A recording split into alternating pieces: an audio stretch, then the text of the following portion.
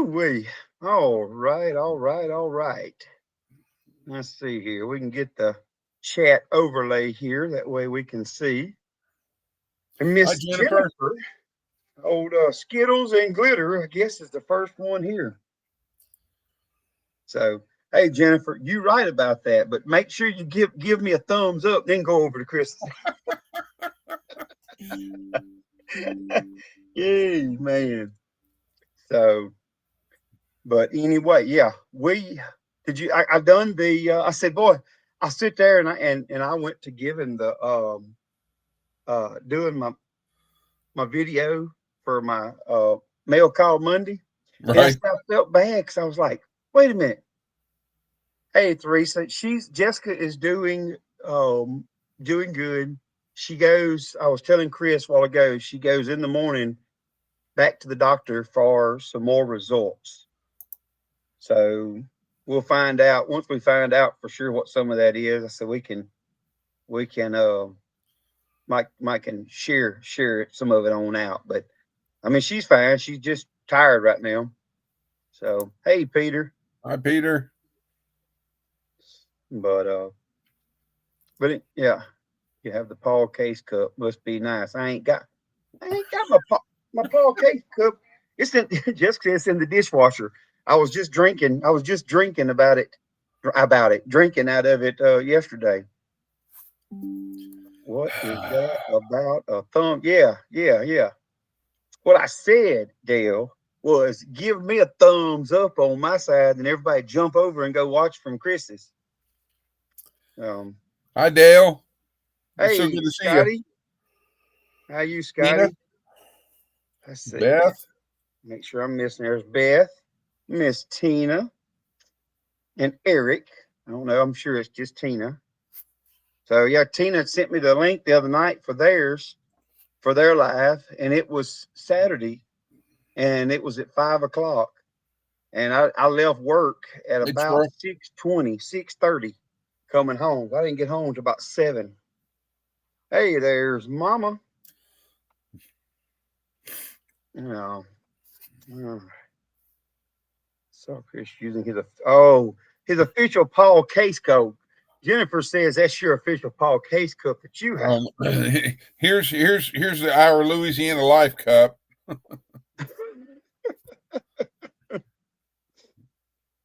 Hi, Eric and Tina. Nobody. So, but anyway, did you? Oh, there's Fisherman 506. Hello, hello. What's up? Evelyn. Let's see here. I'm getting on down. Troy Sutton. What's up, Mr. Troy?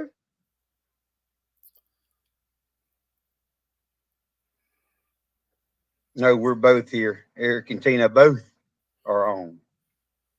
So Eric must not have to work tomorrow or something to be up this late still. I had to dust off my our Louisiana Life hat because I haven't had a chance to officially wear it in a while. Hey, Reverend Joe. Uh-oh.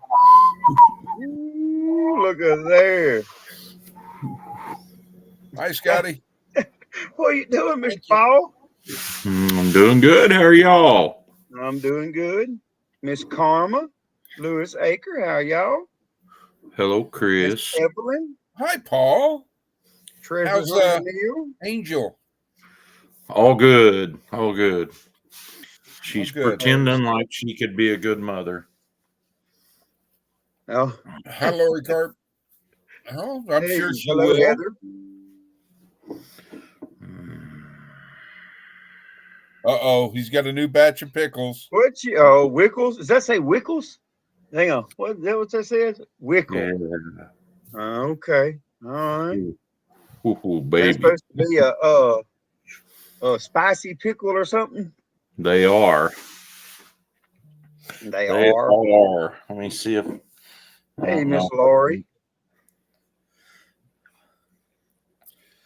There's a red pepper in every jar, at least one. Oh, yeah. Hey, what's up, Belt Loop 29? Hey, Welcome. Gary. There's Daddy. Hi, Heather. And hello, Neil, again. Let me see. Making sure I ain't trying to miss nobody. I can't get caught up. I'm always behind trying to read. I go talking and I quit scrolling. It's a real problem. Yeah. So, Sean Blocker. What's up, Mr. Sean? The struggle Oh is no, real. Sean coming in here with a joke on us. Put it golly. He said, There's what did the duck Lauren. say when he bought a chapstick? Put it on my bill. hello, Lori. I was prepping for heaven. Yeah, I was telling Chris a while ago. There, I'm at the bottom there. I said, "Boy, I have done." We went today. I said, "It don't sound like much." But I think we put 4 or 5 2 7/8 drill stems down today. We shoved them in the ground, probably about 12 inches to 8 to 12 inches from all the way, and I took and drove them suckers with a post hole. With a post driver. My hand, I told my hands hurt so bad holding on to that post driver right now. And then on top of that, So, yeah, I took up the entire hot wire today and put it all back down, moved all the cat. I didn't film none of that. I told him I had to get some stuff done today. I didn't have time. So it's been a day. And then I got called in. I got to go to work tomorrow now. My dad If used to set you, those posts up like that in the back of our old dump truck, and he'd stand up and drive them with a big old sledgehammer. Paul froze up. You froze up on us, Mr. Paul, for some Yeah, reason. no, my pictures froze, but I'm still here. It No, it at still least it's, looks about like the picture. yeah. I know at least it's a pretty picture up there. You know, it didn't Yeah, catch you whatever. mid mouth open or something like that.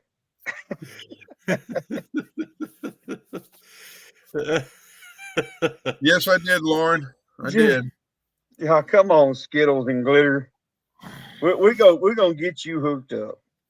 And then she wants all that pastel purple and all that stuff. It's always got to be bougie something. Hello, Ed. I'll be back. He'll Who'll be back. Oh, He Mr. gone Paul. again. He gone again? He's just he'll be back. There he goes. So see, my offer still stands, Trey. What's that? If you recall, months ago, Uh-oh. About the ranch hand. Mm-hmm. Mm-hmm. Look, I told him, Chris, what I have been looking at, and I don't know if anybody in here has actually seen one, but me and Jessica's been looking at those foldable houses on Amazon. Have you seen those? I've only seen the ones that the military have. Yep. You know, where it comes in a flat crate and then you just start. Well, this one here comes in, looks like a shipping container when it comes in. Yeah. And you can get 2-bedroom, 3. Heck, they even make them in 2-story.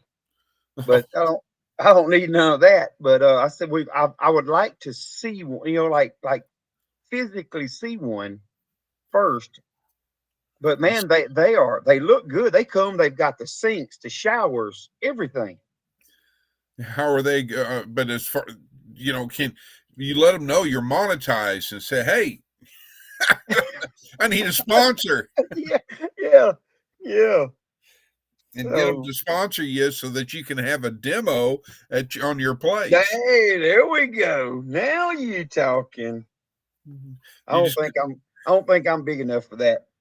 Hey, all they can say is no. You can't. It can't hurt to try. That's right. Because I don't know what the nearest dealer would be. Shreveport, Monroe, or I don't know. Hey, Shawnee Groves, how are you? Hi, Shawnee. At home. Hello. I don't know. I mean, as far as I know, they're just on Amazon, and they'll have to ship it from wherever they're at. I've never seen any around here. I wish it was one I could go look at. Hey, Miss Lori. So yeah, but I haven't like physically seen one. That's why I like. I mean, the pictures look good, and I've watched videos on YouTube of them, and all that stuff. They look pretty, legit. Yeah, but how durable are they? Well, that's the thing. You kind of want, but I mean, they're supposed to be. There's people buying them, and making like Airbnbs and rentals out of them. Well, I mean, I'm just thinking about because of Um, all the where the folds are, as far as well, the you steel. what it does is you seal it off. They do stuff. They silicone it. All those spots, those creases, they silicone everything, and who is it? We Well, get Mr. Paul back, and he is back. uh-oh. Oh, he went and got him a count. Yeah. Man, he went all the way to Louisiana for that? Well, no. Belt listens. I've never been approached by a sponsor. Would love to hear from Hagen Dazs. Haagen Dazs. My Oh, gosh. that's an ice cream company. Oh, hey, I'm up for that now. Oh, look at you. Look at you. It's pickles and ice cream. Yeah. Yeah. Mm. So, but what was you saying a while ago now, Mr. Paul, about you back up there getting the truck your daddy would and drive them like that all the way? All right, it's my turn. I'll be right back. I had to leave because my computer goes to give me grief. That's why it locked my picture up. Yeah. If I don't shut it down every once in a while and then turn it back on, it does stuff like that. The most common thing it wants to do is it wants to shut off my sound. And so I'll be watching something, and then all of a sudden there's no sound, and I go over there and the sound's turned up on it, but the thing's got tired of playing. And oh, no, you're saying something about your daddy would back a truck up there and to drive those posts in the ground. yeah, he would stand in the back of our old dump truck and beat them pieces of pipe down the ground with a sledgehammer. Sometimes we even sharpened the ends of them, make them drive a little easier. You'd pilot a hole with a rock bar, spud bar, whatever you want to call it. Pickles and ice cream. I didn't think about that, Neil. That is a combination there. No, so I'm not pregnant. What it is, he had to use the ice cream to cool down the hot pickles he just eat. That's what it is. That's right. So, I Mr. got a little Paul, burn going on. Mm-hmm. are you've got your 2025 pins to hand out, right? Mm-hmm. Okay. So Want to you see got those. Well, I didn't go with pins, but it does have a pin on the back of it. Paul Caves Farms on YouTube. What are y'all doing? Look at That's the new one. This is the one. That's a fancy pen. This is the one from last year. If I had a thumb, I could hold on to it. This is the only one I could find that I still have of last year's, but I got you. All right, Trey. Yeah, look at snuck in on y'all. Hi, Dale. So, Trey, here's my latest. What's so that? I couldn't, so I can be keeping up with the Paul in this. So, making it home, Miss Lauren and Joel, but Miss Lauren. And if I can get it turned right, there's that. Yeah, get over here. And it's a button. I like it. I like it. So, big time. So, yep. So they're I got those today. So that was the mail call today. Uh-oh. Look out. Look out. He's looking around the corner of the chat.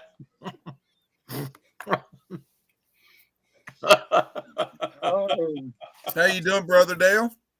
Oh, I'm finding frog hair split 14 ways. How about you? Oh, well, I'm like a duck, smooth at the top and paddling like heck underwater. Oh, yeah. And of course, there's Jennifer. She wants one in purple. Dale's showing off his thumb, or Paul's showing off his thumb? Nice. Nice. So has Oh, anybody gone crappie fishing? He caught a Big big old one. crappie. Big one. Big one. yeah. The kids went fishing today. I don't know. I think they caught I think my Mallory's boyfriend caught like 2 or 3, and I don't remember what anybody else done. It's almost time for that kind of stuff up here. What the biggest sport in my little area is on fishing is the spoonbill swim upstream in the Neosho and the Spring River. And they spoonbill are a big beast, and they throw treble hooks out there and snag them. Huh.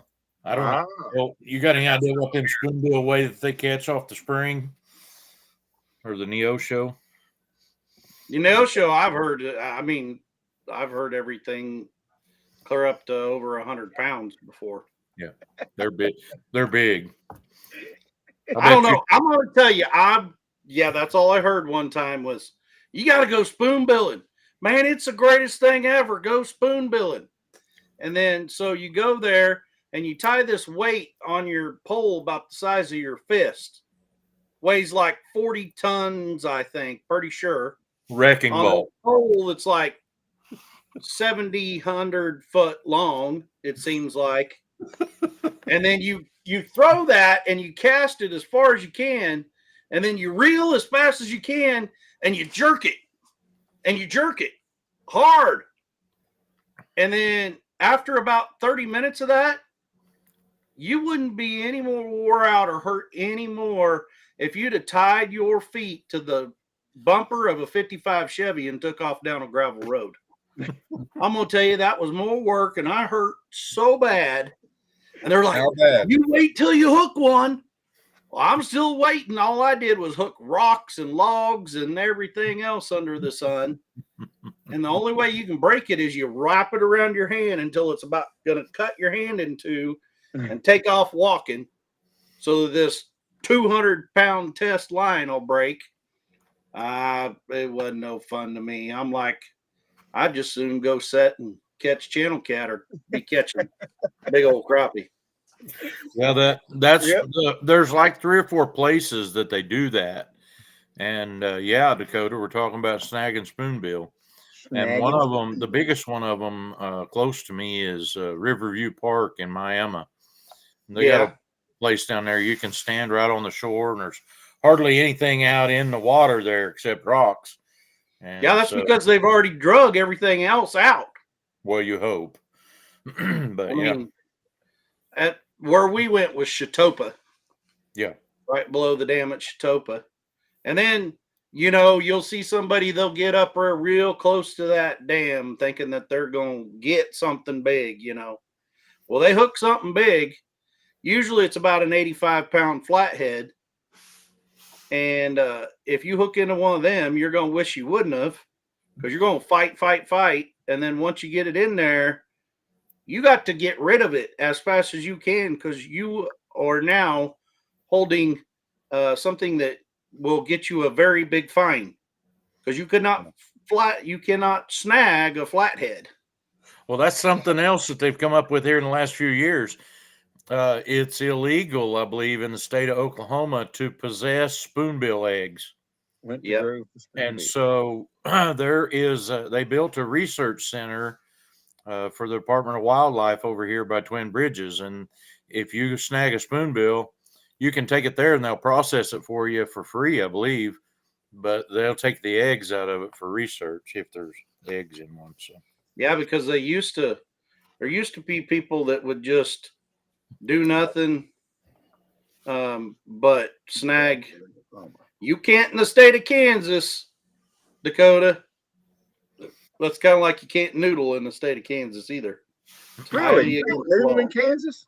No. Really? No, there's like one county, and it's a county that butts up against Oklahoma, and it's on that Neosho River.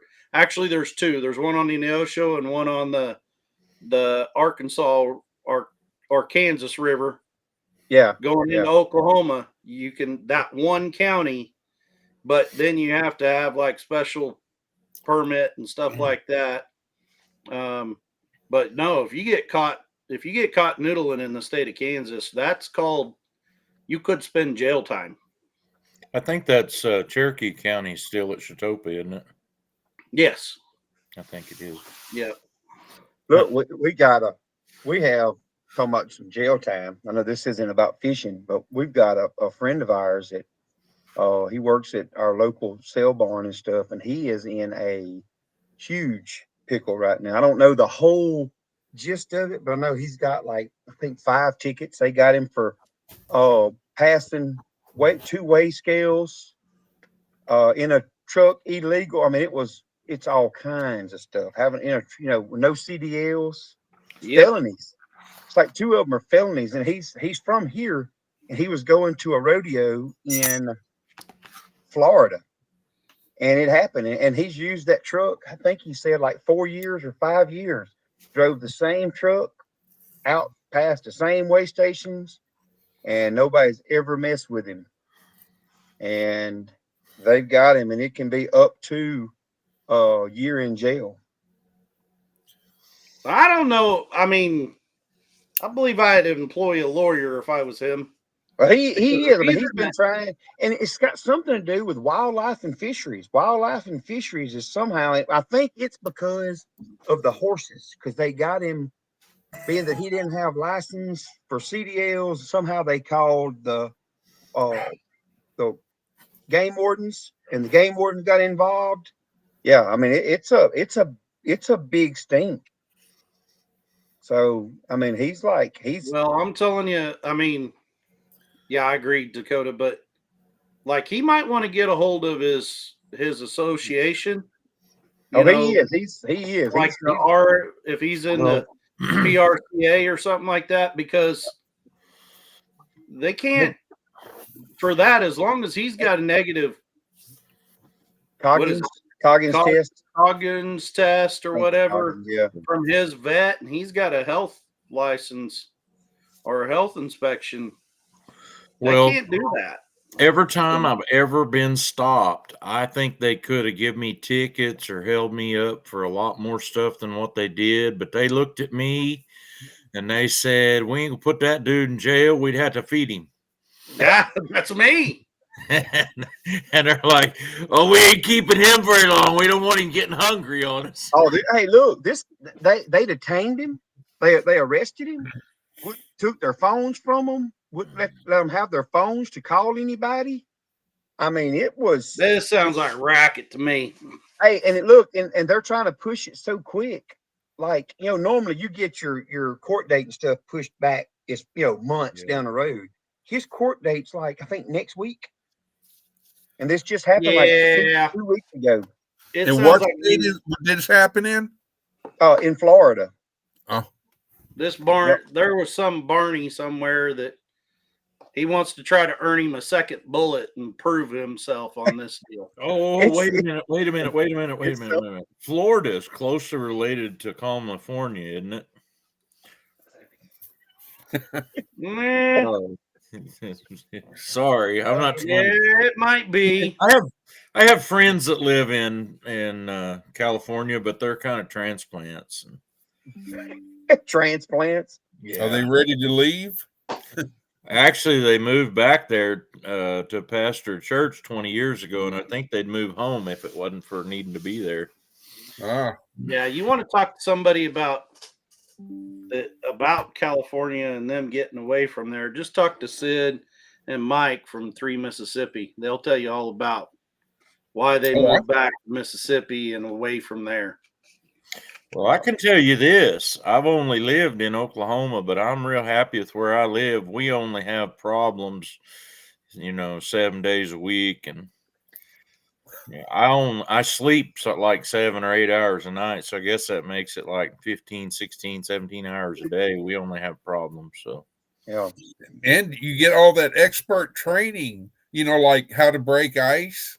Yeah. I'll tell you some of the expert training that has bugged me the worst that I've been subjected to is from the Oklahoma Department of Agriculture several years ago. They got pushed into a deal where they became the warden, if you will, of making sure that chicken farms were doing their due diligence and not spreading too much chicken litter in one spot. Yeah. And you're going to think I've lost my mind when I tell you this, but they made us soil test anything that had a different fence around it before we could put any chicken litter there. Now, your free range chickens can walk anywhere and crap wherever they want. Yeah. Yep. But apparently there's something different. But anyway, the first license that they gave us for that, we had to buy a license. And in order to get the license, you had to have 12 hours of continuing education. They run out of stuff to teach us. The last class I remember going to that I could get points toward my continuing education, which had to have more hours every year, was how to control brush in your pastures with goats. Yes, sir. I suffered right on through all that and come home and was happy to have my little sheet so I could get my license. But the first one of those licenses they sent me, I wish I still had it. It was the size of a credit card, and it said Oklahoma Department of Agriculture on top of it or something like that. And then it had raised letters on it, like an old credit card. And all I could think was, man, they're armed. The crap police come out here and catch us doing something wrong, and they're going to take our card from us, and they're going to get out that old machine and that carbon copy and go and run us a copy of our ticket out here in the middle of nowhere. Well, a guy that was sheriff over here at the time, I asked him, I said, do you know what they're making us do? He said, no, what? I said, they're making us get licensed to be able to spread chicken crap. He said, are you serious? I pulled that card out and showed it to him. He said, I wish I'd never seen that. And I'm like, why, Shane? You know, I think this is all right. Ain't nobody else ever going to know about it. And he said, no, I'm having nightmares now that you think I'm going to follow you up and look and see if you're doing it right or not. Oh, Lord. And all that. Well, I got a question for you, Paul. You're an old farmer, and Trey, you've been around farming, and this even fits in with Chris because you were in law enforcement. So, if two farmers have a fence between them, or two landowners, it don't have to be farmers. Two landowners have a fence, Right. How do you know which half is your half? Well, here's what I don't know. I mean, there is no half, I guess. I don't know. That's just in the middle. But in here, because I'm having to put up some new fence now. If you don't want your neighbor to be able to use your fence, you need to back off the line about a foot, put your fence up, and they cannot use your fence. If you put the fence considered on the line, it's the community. Community. But now, as far as if a fence is there, I don't know how you determine what's what. If it was some property you bought and a fence, I don't know. Hey, Dakota, I don't think you ought to talk about stuff like that unless you got the experience with it, because I have found that you couldn't put enough on there to kill grass. Yeah. And the people that they were getting onto that was having runoff wasn't land applying it like they're supposed to, like a ton or 2 or even 3 to the acre. They were putting a whole clean out on top of a hill where there's only 30 acres open out of 4 buildings. And they were just putting on far too much for the ground to take in. It has nitrogen in it. Not nearly as much as what you can get in commercial fertilizer. But you could get in urea or something like that. I hate when they put that stuff out around here. It takes time to take in, but that's all I want to say about that. But to your question, I've been told a few things that make sense about landowner fences. And I think it's Missouri law that they said You own the fence to the right, which means you and your neighbor meet up in the middle of the fence and face to face, and you own the fence to the right. But the way it's always worked around here, if we had fence against somebody who didn't have animals, they didn't do any maintenance on the fence. However, Yeah. Go ahead. they did pass some laws here a few years back to where if you put up a new fence between you and your neighbor, and let's say the neighbor sells their ground, and then the guy that buys it goes and puts animals in there, but he didn't have nothing to do with the fence, and the fence was already there when he bought it. But you could go register how much money it cost you to buy the materials and build the fence at the courthouse on your land deed, and he would have to pay you half of that amount before he could use your fence. So Really? this all come up at the county commission meeting last week. A lady come in, she owns a piece of property. The property was fenced. They've owned it for a long time. The neighbor comes in, puts cows in, and the cows will not stay in his place at all. She doesn't have cows. Hers is hay ground, that gets hayed. Yeah. And also where they store lined hay, his cows have nothing to eat, so they're constantly pushing down the fence, breaking the fence, and getting on the hay ground. Yeah. So she goes to the county commission and asks for a fence viewing. Well, they just hired a brand new attorney at our county. Oh boy.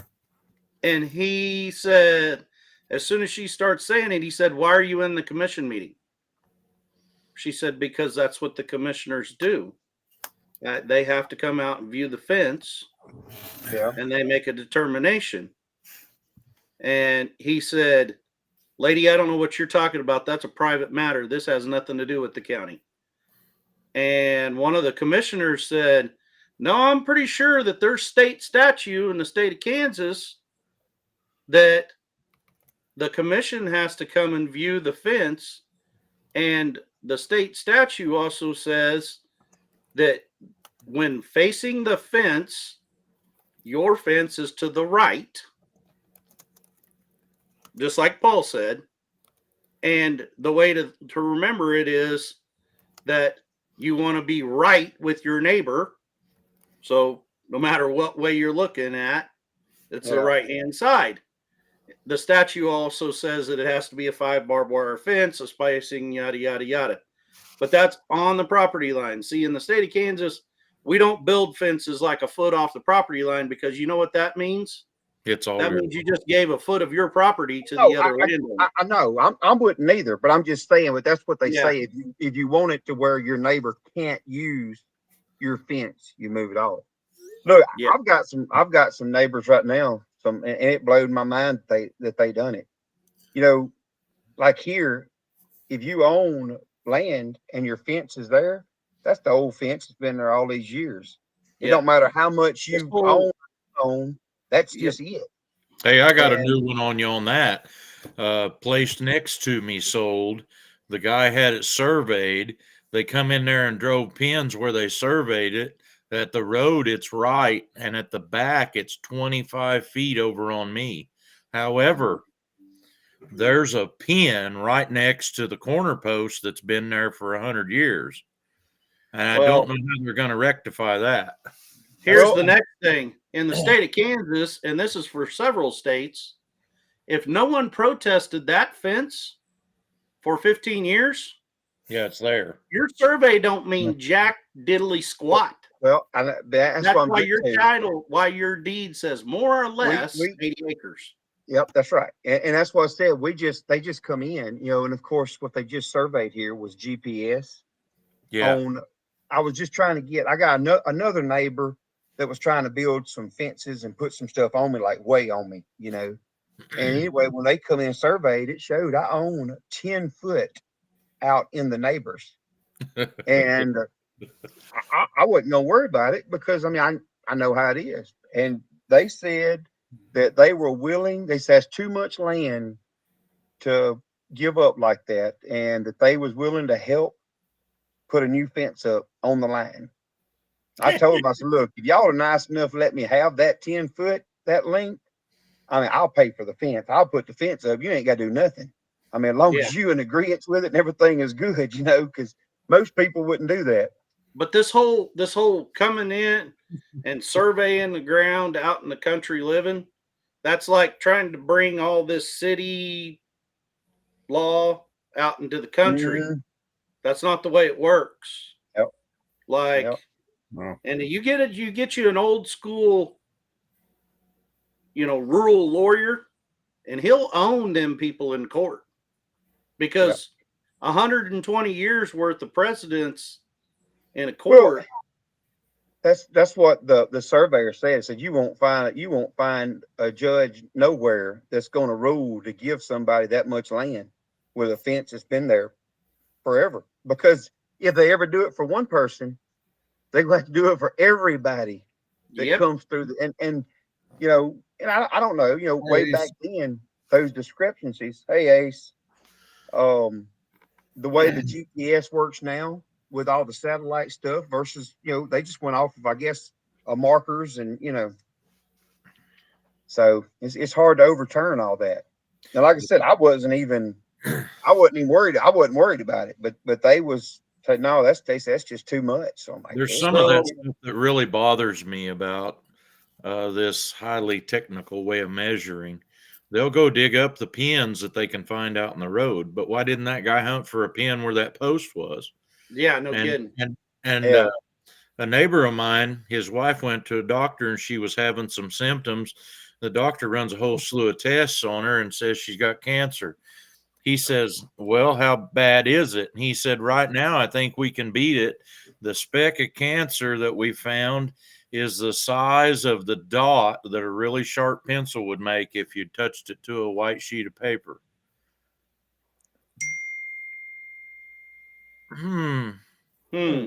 Makes me want to ask him, can we test again and you wipe the screen off this time? Yeah. Tony, hi, brother. Right? What's up, Tony? I mean, that's okay. So that's kind of what. So long story short, that all happened last week. Well, this week, the county clerk brought it up because I went to the commission meeting tonight because I was going to talk in public comment and say, you have precedents already that you have to do this, but the county clerk beat me to it. She said, I looked through all of our information and there are a stack of resolutions about 7 inches thick of fence viewing since the beginning of this county. So you have to go do that. And one of the commissioners that is from in town started arguing, well, we'll just get the lawyer involved. And the other two said, yeah, we will get our new attorney involved, but I can guarantee you he's wrong. Yeah. So that went to a closed door conversation. Now back to what you were saying. Hey, can you wipe that screen off and try that one more time and see if it gets to where it shows you the line is where that post is? When you come across one of those places where 4 fences meet and the post is so old that the bottom of it is slick rotted off this high up off the ground, I'm going to tell you that's probably where the line is. That's where the line's at. Yep. There's been some of us. There's been some of us boys out here in this part of the world that's been froggy enough to pull the post, dig it up, put another one in there the last 20 or 30 years. Well, and I'm not trying to I don't know nothing. I don't claim to know nothing about Arkansas law. I'm sorry, it's Arkansas. It ain't Arkansas. Just because y'all can't pronounce Arkansas. Oh, mercy. But anyway, that's part of the problem that they're having over there with all that homestead blow up over there and all these little parcels of ground that's straight up and down and arguing over You know, that's my ground. That's not my ground. Stuff like that. They've sold it 4 or 5 times and stuff, and there's no fences and there's nothing like that. That's what they're running into. Like, you're trying to bring a cityfied thing into something that's not a cityfied thing. Yeah. I mean, you It's know, an property invasion. It's an property invasion. Dale. was, Come yeah, on. It's an invasion. property was not sold. When you get out in the country, it's not sold like, I got 100 acres and there's a creek that's along one side of it, and my property goes and I take 2 foot off of the other side of the creek. That Yeah. creek now is the property line to that piece of ground, you know. But All I know is it's between two people, the two landowners. My cousin, who lives up in Kansas, has gone through what you were saying there, Dale, because a lady from Louisiana owns a house next to his and all that, and they built a deck. I think it's 6, 8, 10 feet, whatever it is, onto his property. And oh my Lord, whoo! I mean, you talk about lawyers and Jimmy. I mean, she's made false accusations and all that, and the judge just said, "No, ma'am, you just need to go." Yeah. Well, see, that's where all this come from is, when I bought this place, my neighbors right here, not the neighbors that agreed to the 10 foot, but the other neighbors, got one little acre that's in here, a big, long, skinny acre. They come to me, "Why don't you let us buy some?" I said, "No, it's not for sale." But they were mowing a big, I don't know, say a half an acre in the back, and keeping it mowed. It was some chicken pens on it, another little shed on it.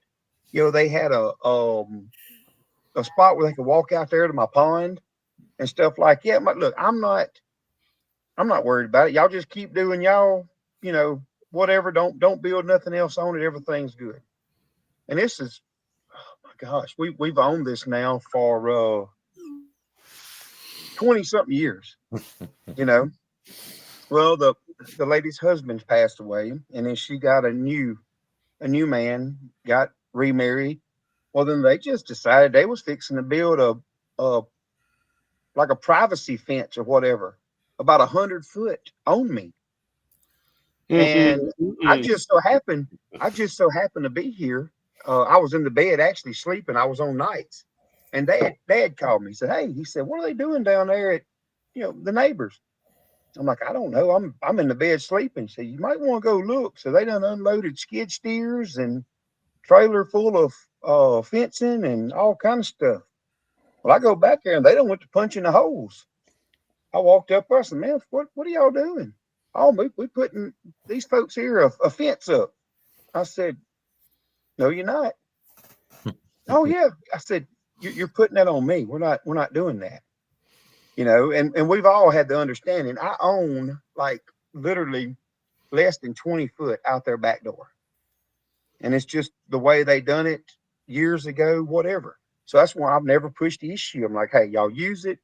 We don't want no problems."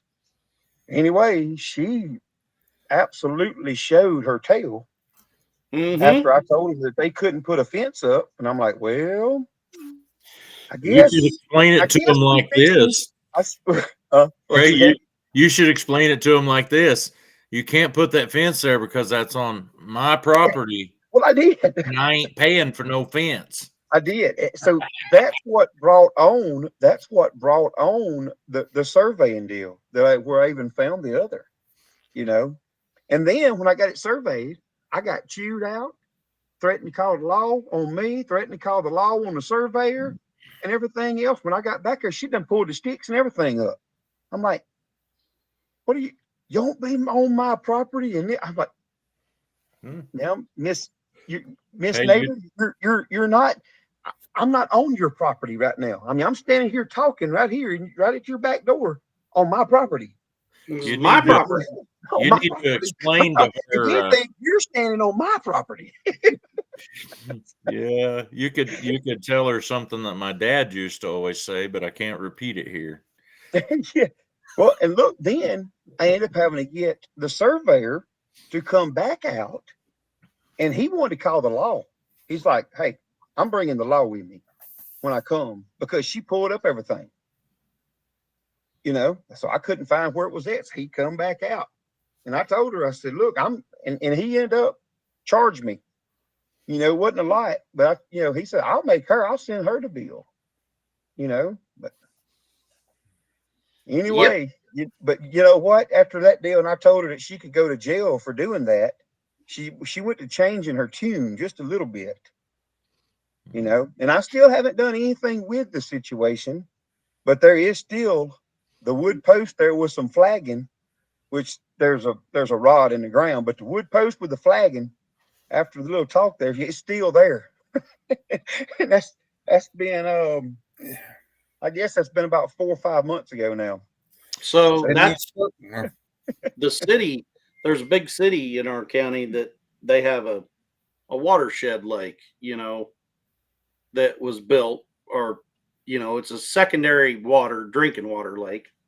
Well, they started letting people develop around it. The city actually owned the ground all around it and everything. They started selling off little lots, on to build on and everything, but they would just sell them a lot by X,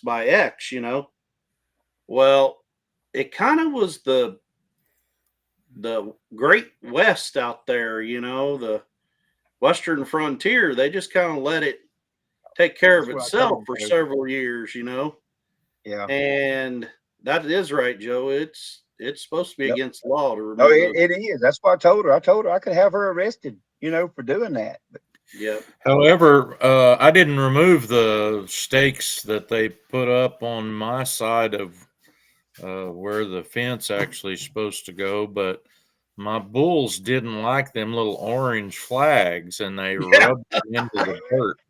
I don't. I know where they were at, but I ain't gonna put up with it very much longer. They put one out in the middle of my hayfield, but I talked to the guy. He says, "Well, I'm not really interested in losing any land." And I said, "You didn't own that before you bought it." Yeah. And when you bought it, you didn't know that was like that when you bought it. Yep. And then I said, so if we're gonna put a new fence up, are you gonna help me put up the fence? He said, "Oh no, I'm not interested in a fence." I'm like, and the only thing you're gonna gain is an old fence and some trees. And you just And I will say that also is on statute is if someone, like kind of like what you were saying, if you build a fence to hold your cattle in and you paid for all the fence, the other landowner had nothing, no livestock, wasn't running anything against it, that's still all on you. But the minute you put a hoof on the other side, you now are responsible for 50% of what it costs to build that. Yeah, and I've got a lot of land that don't have no livestock on the other side of the fence. Yeah. Yeah. Unfortunately, see, that's if you watch, like, I put out a video of some crop ground that we farm that every year we're fighting these people cattle eating all our crops. Yeah. And that's what got thrown at me during that whole fiasco of that video I put out was, well, you got to fix the fence then. And I said, first of all, we rent the ground. Second of all, we're not holding livestock yet. We don't have to build a fence to keep your cows out of our stuff. You have to build a fence to keep your cattle in. Yep. It's not our responsibility to build a fence. Hey, and some of you, I may have said this before in here. I don't know. My papa, my daddy's, my mama's daddy, he had a Pentecostal preacher that moved in, and they had horses. Well, they kept leaving their gates open. Well, the horses were getting out, getting in papaws, whether it be beans or corn. I don't remember what he had there at the time. You know, my papa was a farmer. They would get in there and they would just walk it down, eating it, just tearing it up. And you know, you get 4 or 5 horses doing that, they can make a mess in a hurry. Anyway, Papa talked to him, and the guy said, every time it wasn't just one time it happened. He'd say, "Man, them horses are smart. They just open that gate." Well, I think about the second or third time that happened, my papa said, "Well, I tell you what you do. You tell them smart horses that the next time they open that gate and they get in my crop, I'm going to shoot them." He said, "I guess that fella was right. Them horses was pretty smart because, you know, they never opened that gate and got out They again." never opened that gate again, did they? I had some gates that I had that kind of trouble with, but I knew it wasn't my cattle that was opening them. And you know what? People will quit stinking messing with that. Not if it's got a lock on the chain, but if you just tie it with a piece of that gaucho barbed wire, they'll quit messing with your gate. Yep. I have even tied some at the hinge end of the gate that I was worried somebody'd walk off with my gate. They wouldn't bother that. Bolt cutters will cut it pretty easy. I don't know why they didn't take it anyway, but yeah. Yeah. I don't know. I've got some 30-year-old fences on my place that I built that's still in pretty good shape. Yeah, I don't know about that whole depreciate stuff. I mean, actually, it might appreciate because I didn't pay $2 for any of the fence posts I put in, and they're like $5 now, aren't they? yeah, Man, no look, kidding. I shopped around. Because I got to have some T-posts because I'm starting some fence now. And I found the cheapest of the 3 places was Atwood's. I'm buying 6.5 foot T-posts. Atwood's has them for $5.10 a piece. $5.10 a piece. I Tractor bet you Supply can has look them. at them and bend them. Oh yeah, and they're not. I bought some the other day.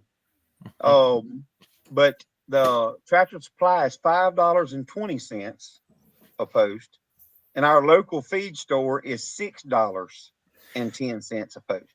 You might be a little bit surprised. Those 1.25 6-foot posts, I have drove a lot of them in the ground around here, and when the spade hits the ground, it breaks the spade off.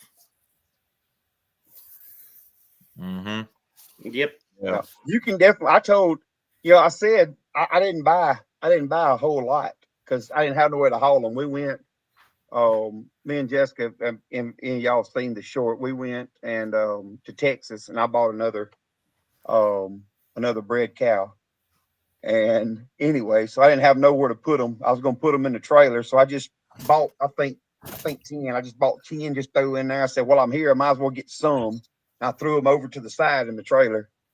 And but I said, "Man, I'm gonna go look at before I buy some more. I'm gonna go to Tractor. So I'm gonna go look at them because man, them poles look mighty thin." I think I told Daddy that yesterday. I said, "Man, them poles, them T-posts look like they're thin." They're coming Oh, from I'm Turner. following what you're saying, Dakota. I don't. I mean, I guess I've never had to. Me because Never had anybody in that situation, so I don't know. Yeah. Yeah, I assume after about 15 years, you get to where it don't hurt so bad when somebody just puts animals right on the other side of the fence you built. Well, but then what you run into, like we have literally, Dad's got a pasture and on some land he owns. Well, the neighbor there, the fence was horrible. He refused to do anything, and it was all growed up. So the people that owned it before us, they built another fence in there off the line. Well, then that basically the neighbors' cows come across them and tore that up. When Dad got it, if I remember correct, we built another. So there's like 8 foot between the neighbor's wire and the fence we built.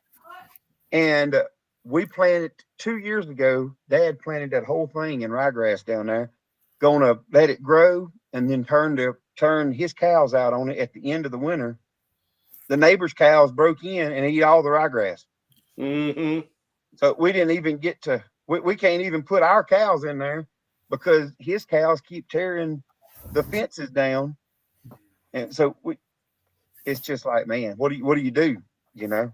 Take them to the train station. Well, I was going to say, in the state of Kansas, what you do is you catch them and put them in a corral, and they either pay you for the damages, or you take them to the sale barn.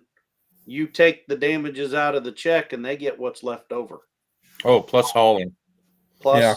and you Plus can charge them. I don't know what that would, but you run into the deal there still. It's then you got bad blood neighbors. There's a lot of that kind of stuff we're talking about. You can make your neighbors really exceptionally proud to be your neighbor, but you can't always make them a good neighbor by putting their cattle back in or fixing the fence or whatever. I mean, it's like this, the neighbor, I mean, he just come and bought, I don't remember how many bales of hay, like 28 bales of hay from Daddy, because he didn't have enough hay. But here, Duncan said hi, Trey. Greg I'm sorry. I'm sorry. Hello, Duncan. Duncan Family Farm. Going to Henry. Yep. I seen Julie Cook. I got a story for you, and then I gotta go. Uh-oh. I used to rent a lot of ground when I was in my 20s. I had 100 head of mama cows, and I only owned 100 acres. And so I had a lot of rented ground, but I had really, I don't know if that's a compliment, Angie, or if that's a put down, but I'm going to fix it later this week, I think.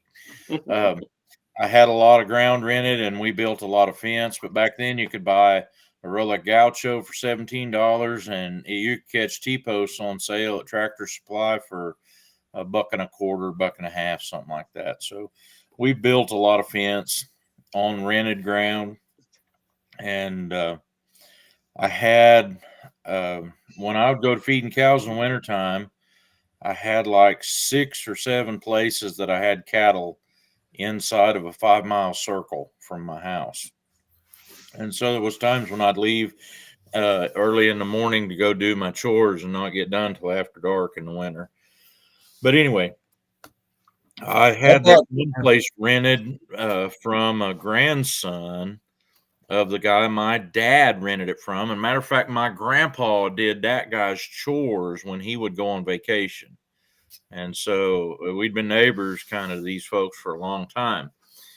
And they had 110 acres, and most of it was just trash, or just junk, whatever would grow. They'd try to keep it mowed. But the fences was all made with split oak posts. And so though, I don't know if anybody knows anything about those, but those about 5-6 years, they rot off and you have to redrive them. And woven wire with a barbed wire on the top of it.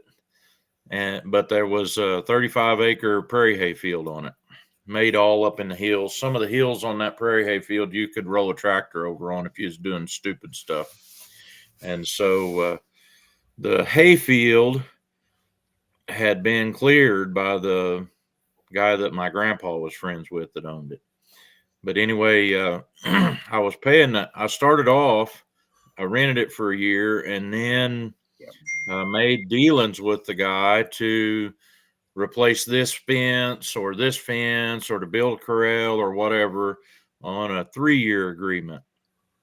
And I was paying, well, not a lot of money, but I was paying $1,000 a year for that 110 acres. And I had a deal where I needed the hay off of that hay field. I was selling horse hay to a local feed store.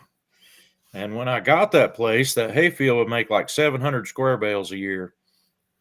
And so I started fertilizing it. And several years, we made over 2,000 square bales a year off of that hay field when I do a little maintenance to it. But anyway, in the 10th year, I baled the hay up there a second time for the third time in the amount of time that I'd had it. We had a really good year. I'd got the hay off of it in June instead of July, and it grew back.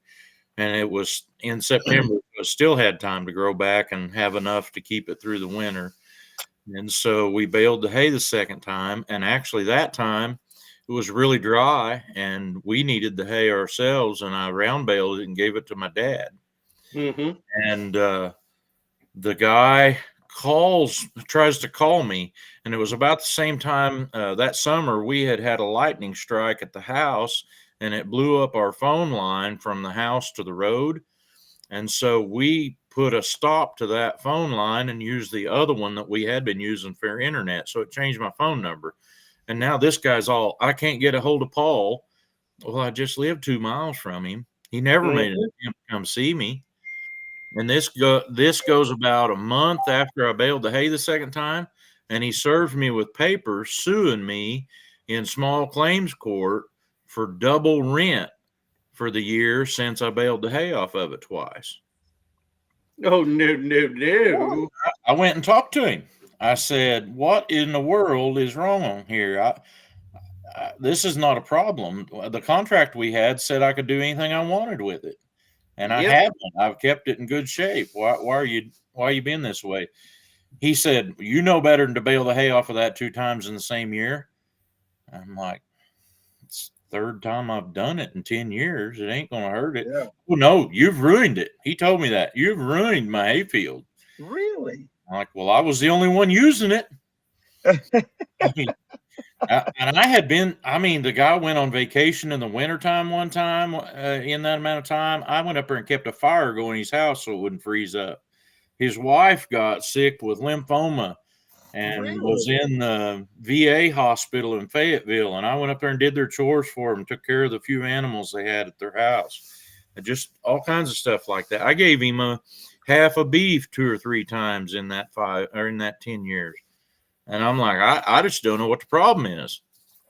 And he did. He wouldn't settle. He said, it's got to be, you owe me another $1,000 for double rent. And I'm like, I don't know where you think I'm gonna pull that out of. I gave the hay to my dad because he's short.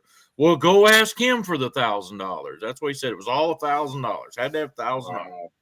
So I let him. I went to court, and he gave the judge his copy of our contract. And the judge looked at that contract and he said, I wish I could rent 100 acres for $1,000. I said, you ain't seen the 100 acres, man. Yep.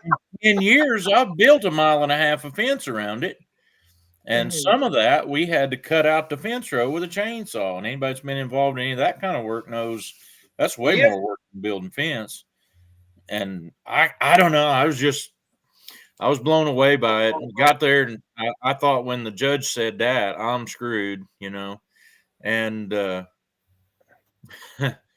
he asked me. He said, "Did you pay him every year?" I said, "I more than paid him every year, and I've been friends with this guy. My family's been friends with his family for years, and we help each other out." His grandpa would come down to my shop and fix him up a trunk full of spare tires for his car when he went on vacation because he didn't want to have to pay to have a flat fixed while he's gone.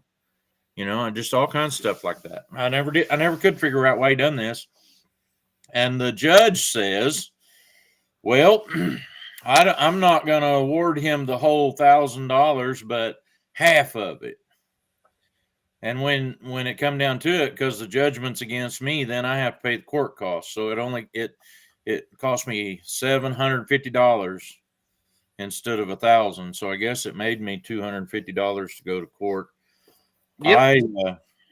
The week after I got the papers, I went up there to see him and he wasn't around. And there was some other folks that was there that was friends of his that was doing his chores. And I'm like, where is he at? And they said, well, he's gone visiting some of his relatives in Kansas City or something. And I said, what is the deal with him wanting to take me to court? They said, you need to hear what else he's been threatening you with. Ever since you baled the hay on that up there twice, he's been threatening to turn the cows you've got here out on the road. I said, really? Does this guy have a death wish? So before I left there. I had the land across the road from it too. And so before I left there, I just got him out in his driveway and led him across the road. And I built him a corral, but I put my own head gate on it and pulled the head gate up and went home, and I never went back. I don't know. And the only reasoning one of his friends could give me of why he would do that was they thought he was losing his mind. He had been in the service during Vietnam, and they thought he'd been exposed to Agent Orange. I don't know. Anytime you can stay out of court, you're better off, though. Yeah. Hi, Tim. Hi, Kevin. Hiking with Chucky Boy. Yeah, Hey, I'm Tim. telling you, we deal with that. We have a place that, like, my granddad rented it, my mom and dad rented it. You know, it was nothing but grown up brush, oil wells. You know, oil people, they don't take very good care of ground. Yeah. You know, they just leave drill stem and stuff everywhere and junk everywhere unless you're just on them. You know, not all oil operators are that way. Don't get me wrong. But this one particular that had this lease, just like you couldn't walk through there without tripping over pipe or you know, stem or you know, or whatever. And so my granddad, my family, like he worked for a couple years cleaning this place up and you know, got it back to where there are hay meadows and stuff like that. And you know, we had rented it and we didn't rent it for like nothing either. He paid like top dollar for it, you know, because we needed the ground, you know. Yeah. Well, one of the, of course, how it always is, the older fella passes away, so the kids inherit it. And the first thing that happens is the kids live in town and get their buddy who, ooh, I want to go kill big Kansas deer. So they start bringing them out deer hunting. Well, then the next thing is, well, how about I just pay you so I can come and deer hunt there and set up my stuff, and that way I can come and do whatever I want, you know, and set up my stands and stuff like that. And you know, at that point, that's when we said, you know, we rent this place and we have the rights to all of it, including the hunting. Oh no, that can't be. That can't be. Well, of course, we take them the contract and we say, yeah, that's how it is. Well, then the next thing you know is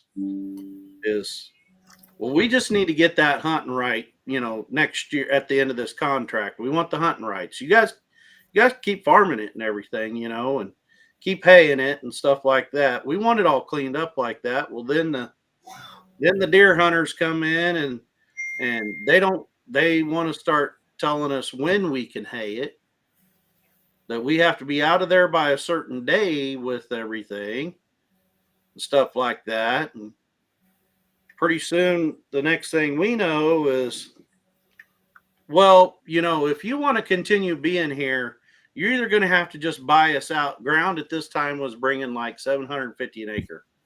You're going to have to either just buy us out at $2,500 an acre or walk away from it. And we'll just take it back. See ya. And we said, well, you know, I believe we're not going to be able to pay that for that. But I think there's a small matter here. Well, what's that? Well, I'm pretty sure you owe us for clearing all that up and cleaning all that up and fixing all your fences and maintaining your drives and your driveways and stuff like that. Oh, then all of a sudden they were beside themselves. They didn't know what to do. So we had it for another year or two until they just decided that the best way to solve it is they'd wait until it rained, and then they'd go out there and just tear up all the hay meadows. They'd invite all their buddies out to mud all over it, cut it all up into ruts and everything, and lay down trees across the driveway. And finally, we just walked away from it. Good night, Miss Wanda. you could do. And that's how I was ready to do with this guy. I actually, before we left the courtroom, I wrote him a check. And I thought this will be the best way I can be done with it. I don't need that kind of stress and negativity in my life. Yeah, I mean, I don't know how to pronounce that one's name. M Buglet. I'll just call him M. Had a question. What's Agent Orange? Agent Orange was a herbicide that the government used in Vietnam to defoliate the forest so that they could track the enemy. Yep. And they sprayed it on with helicopters and airplanes. And so it wasn't very uncommon for people who were serving in our military to get coated with that herbicide. yep. And That's Emily, by the way, Paul. Emily, it's caused a lot of other problems for people. There's another one that was used in wars like that, and now has become very common to use in the ag community, and it was used for chemical warfare, and that's called anhydrous ammonia. Yep. And Agent Orange, anhydrous. You wouldn't dare use anhydrous like that today. It's too stupid expensive. Uh-oh. Look who's in the chat. Okay, Bug. Oh, there's my little bougie friend. Bougie white Mexican. Hi, Emmy. Hell. Bougie white Mexican. Hi, Emily. Emily, Hi, Amy. Sup, didn't know you Chris? was a New Yorker, but welcome. Yep. That's Go right, check Angie. out my channel. I got in too late to get to simulcast with everybody. Me but too. Me and Dale, go check out Dale's channel if you probably already know him. But Hell, I'm sorry I was so late. I was so late getting it out to y'all. ain't no problem at all. Hey, it wasn't that, brother. I told Chris. Chris jumped on before we went live. I told him, I said, I really and truthfully, I didn't know if I was even going to do it, because when I sent that out to y'all, I had literally just quit, come to the house, and I finished. Jessica had the stuff on the grill grilling, and I sit down right there while I was waiting on the meat to finish on the grill, and I made the thumbnail up and sent it out. And I told Chris we'd eat. I went and got a shower, and my hair was still wet when we started. I just sit down. And his back was wet too. Well, I almost made a Paul short today. I almost made a Paul short that said, "What's for supper?" You today. should have been. Oh. Because I come home and the beautiful lady at my house, the one that makes it pretty, she had made fried bacon with fried cabbage. Oh, wow. Ooh, yeah. Oh my gosh. Like with the And whole where was the invite? Ooh, She just made enough for her and Dale. that's right. But I'm gonna tell you about fried cabbage and bacon. You want to talk about chemical warfare? Right there it is. Later. Yeah, later. Hey, let's put off this argument till later, honey, and neither one of us will feel like arguing about it. That's right. Well, we had steaks tonight. The first steak off of our freshest beef we've had butchered. And it was I was forced into butchering one. And I've not ever had this happen before. I've raised bunches of replacement heifers, done it for years. My dad done the same thing. I never remember us having this. And we don't have any horned cattle. If they have horns, we've got to the habit of not keeping them.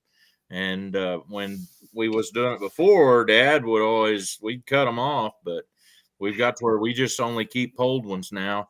But I had one heifer that didn't come in one morning, and it was the first day it snowed back in January. Well, looky. Oh, I went out. Hey. And Hey. she had dislocated her front right leg. She wouldn't put her Oh, I remember this. Shoulder all messed up. And we called a mobile butcher that came out the next day and cut her up. and they had broken her ribs on that side. And Really? they actually trashed one whole quarter of that heifer because she was so beat up and it was full of blood. But the first steaks out of that deal tonight was ribeyes, and they were. I'm sorry. Sprocket said he glad we eat good tonight because he had freaking tacos. we had grilled pork chops and all that tonight. So Well, I'm sitting here. Taco Bell's not really tacos. I'm sitting here cooking while you guys are talking Oh. here. I'm cooking burgers from our steers. So, that's, so you'll that's see that me good, popping that's that it good in meat. and out here. Well, don't let us mess you up. I can't don't smell know them from here. So, well, Are you frying or are you grilling? I I'm guess frying. you're grilling. Huh? I'm frying tonight Frying. because you There's know nothing better than a fried hamburger off fresh beef. That is probably one of my favorite things. Absolutely. I'm gonna go flip them real quick. I seen someone else put BLTs in there. That's what Lisa and I had yesterday for supper. We had BLTs, and oh my goodness gracious, I about found her on that stuff, man. I've got a 2A meeting tomorrow night, so I'm gonna. Where we go is a local restaurant here in town, so I'm gonna be ordering my BLT there. So I'll try to videotape it for you, Paul. all right. Hey, Johnny, what do you put on yours when you're frying them? Usually garlic, salt, and a little bit of a seasoning that I've. It's kind of like a grilling seasoning and stuff like that. So, hey, but I love garlic salt on all kinds of things. You know, if I had to eat pineapple, I'd somehow figure out the way to throw garlic. Yeah, I know. Yeah. I'd have to throw garlic salt. I don't think it'd make it any better either. Well, these are our go-tos. Uh-oh. Garlic pow pow. Yeah. Dano's. If you haven't tried it, you ought to try it. It's pretty good. Okay. And the OG original. Yep. Yeah, that's our go-tos. That's what we like on everything. Look, when I'm frying a hamburger, I do pretty much salt and pepper. Yep. I love just fried hamburger, salt and pepper. Yeah. Johnny, I did get my shirt today. You got it? Yes, sir. Nice. On your Thursday live, I'll probably throw it on and test fit. I won't model it because I don't want to scare anybody off. Hey, I got a question for you guys. Have you noticed in this picture there's one of us that's not like the others? Yeah. Looks like Trey would want to fix that. What? Yeah. I'm working on the situation. I've got some more stuff ordered because I still have to do. I haven't forgot my giveaway. There's a giveaway coming. Things has just been hectic around here for the last about 2 months, I think. But what he did get was some oatmeal cream cookies. But I don't know if I can get a camouflage cowboy hat with my logo on it. I don't know if I can do that to send him. Well, see, that's the thing. That's the only hat I wear. So. That's what I'm saying. Yeah, I don't know if you can get Dano's in New York City, but you can get it at Walmart here. What's your question, Emmy? Dano's. Yeah. You can watch all of the Dano's stuff you want to on YouTube. He has a YouTube channel where he cooks stuff using Dano's. And there's a lot of variations of it, but we like the original one the best. I've never had any of the Dano's. Yeah, I've never heard of it. It's not really something you would use like salt and pepper after you've cooked something. It works better if you're using it in your cooking. Oatmeal cream cookies. My cows love some oatmeal cream pies. I bet Brownie did. Yeah. Well, look, they have not. I was actually going to do a video and give them some of the oatmeal cream pies today. We've been busy, but by the time I got through today driving drill stem in the ground, it had done got dark on me. I said I didn't get my poor chickens didn't get fed. Nothing this evening. The only thing that got fed was my cows, and it was dark when they got fed. Might as well say I bet your arm feels like this, don't it? my hand. I told them my hands wasn't Hold on to that. holding on. I told them I got to go to work in the morning, and I probably won't be able. I'll be so sore I won't be able to roll out of bed in the morning.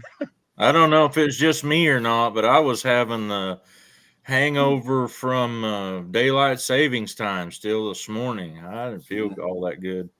I got all my chores done and still didn't feel good, and told my help I ain't going to the woods today. Uh-oh. That's the good shit. Mm. You got that, and then if I've you never know, seen that. then you can have that. I don't know why I'm backwards. Everything looks backwards. That works out just fine. I have to figure out what it says, and then I wish I didn't know what it says. and then there's that. Well, is that a local? Is that some local stuff? It's in the Midwest. Yeah, it's some kind of something Good or night, other. Peter. It's from Texas. Yeah. It's Oh. from Texas. You know, like kind of like Chris. You know, I always thought Chris was from. That was the funniest thing ever Yeah. when we went to dinner the other day. Peter? I said Uh, where Chris was from, and said he's in Oklahoma, and Johnny goes, "No, he's in Texas." I said, "No, he's in Oklahoma." he's a Ponca guy. Yeah, his name kind of messes it all up. I mean, Texas Raider.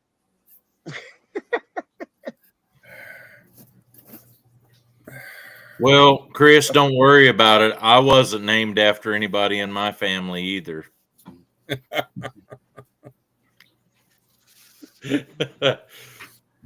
Families have weird name things, though, don't they? In my family, a lot of the men would name their first son their middle name. So it was almost like their mama and daddy named the grandchild, right? Ooh, Dale, Angie. I think I saw Angie put something up asking if Christine made it. Yes, Yeah. she made it safely to South Dakota. She drove straight through. Ooh. She left at 5:40 this morning, and she arrived about I guess 9:40. So, yep, she drove all the way through. Ooh, He's the Oklahoma Texas Raider. please, Rocket. I hope she's feeling better. Yeah, in prayer. She was feeling better today. She was not feeling good at all this weekend, but she got up and she got in the car and she drove off. So she got there. So and luckily she told me she's gonna be able to leave out of there before what they call that what's that they call it some kind of a crazy that big, what is it called, some kind of bomb that's supposed to hit, that from that low that's going to hit right there around, I think the center, the eye of that low is like what's that called, Sioux Falls, South Dakota. Is where it's going, the eye of it's going to be, or something like that. And everything up that way is going to be a huge blizzard, and down this way it's going to be a huge wind. I'm out. We're supposed to get some massive wind. They were showing like two things coming together, and I didn't really read into it because it was showing it up north, and I guess that may have been what it was talking about then. What it is it's a low. The low is so deep right there that it's going to cause basically all the air rushing in to that low. And Yeah. the polar air coming from up north, that's what you see on one side. And then down here, it's the wind. So we're supposed to get, I don't know, I think they're calling for, a lot of Oklahoma's going to get 80-mile-an-hour wind that day. Category 2.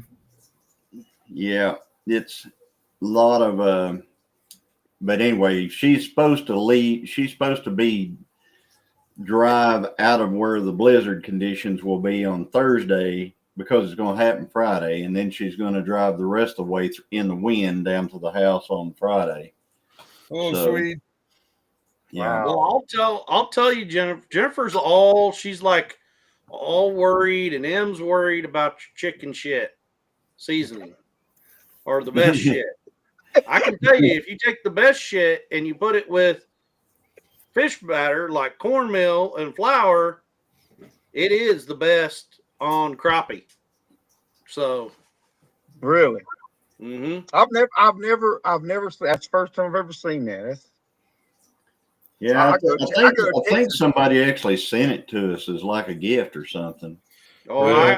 I can about venture to guess who would send that to you. He talks about it all the time. Probably right. I think he kind of looks like Santa Claus, and he says that the best days are lazy and ahead of him. So you brought it up. So here's the ad. This is an ad off of Facebook that I found, and I thought my son might be interested until I read what they put over here. And this is how they described it. And, my son says, "What in the world were they eating? Good grief!" That's a bad. This is a different view. I'm telling you. This is the first time I've ever been on a Restream Live, and my camera is even different. I mean, because it's huge on here. Yeah. See, I moved you around. You said your stuff a while ago was different. That's why I put you back where your stuff would read right anyway. There you go. Yeah, I can read it behind me now. Yeah. There you go. So, but anyway, I'm still flipping these burgers, guys. So. The preacher thinks he's going to go to bed, so I'll see y'all later. Glad for you to see me. They said, "Do you gone?" Yeah, I'm gone. Have a good one, Paul. You have a good night. Been praying for you and your wife. Hey, they did. I will tell you this because they did verify the one thing that she had, and they're still testing something else. You don't mind if I say, Jessica, what you got? No. They found out that one of her deals is she has lupus. So that's some of it, and they think that it's something else too. She goes back in the morning at 6 o'clock for some more results on some other stuff. So, well, I only have this to say about that. I serve a God that can overcome anything you can put in front of him. Amen. Yep. He makes the impossible possible. Just read his book; it's full of it. Yep. But that's where a lot of all the issues is because that magnifies a lot of anything there is. So that's basically where a lot of that's coming from. So we'll keep got another prayers. Specialist. She's got to go. They're going to try to get her lined out on a medicine to take care of some of it. So that, like I said, that rules out some of the issues that's been going on anyway. Yeah. So. All right, y'all have a good night. We'll see you Good later. night, Paul. All right, Mr. Paul. Have a good one. See you later. Yeah. Well, Mr. Johnny, how's the calving? You calving much right now? I know you leave your bull and you leave him in all the time. Yeah, we got 6 more coming, and so we got I think the next one. I was looking today, and one of them lost her plug, and that's about a 2-week deal. So, and I got a couple more that I'll think will be within 3 weeks. So, and we already got, they're kind of spread out from December to probably May this year. Yeah. So, anyway, It is what it is.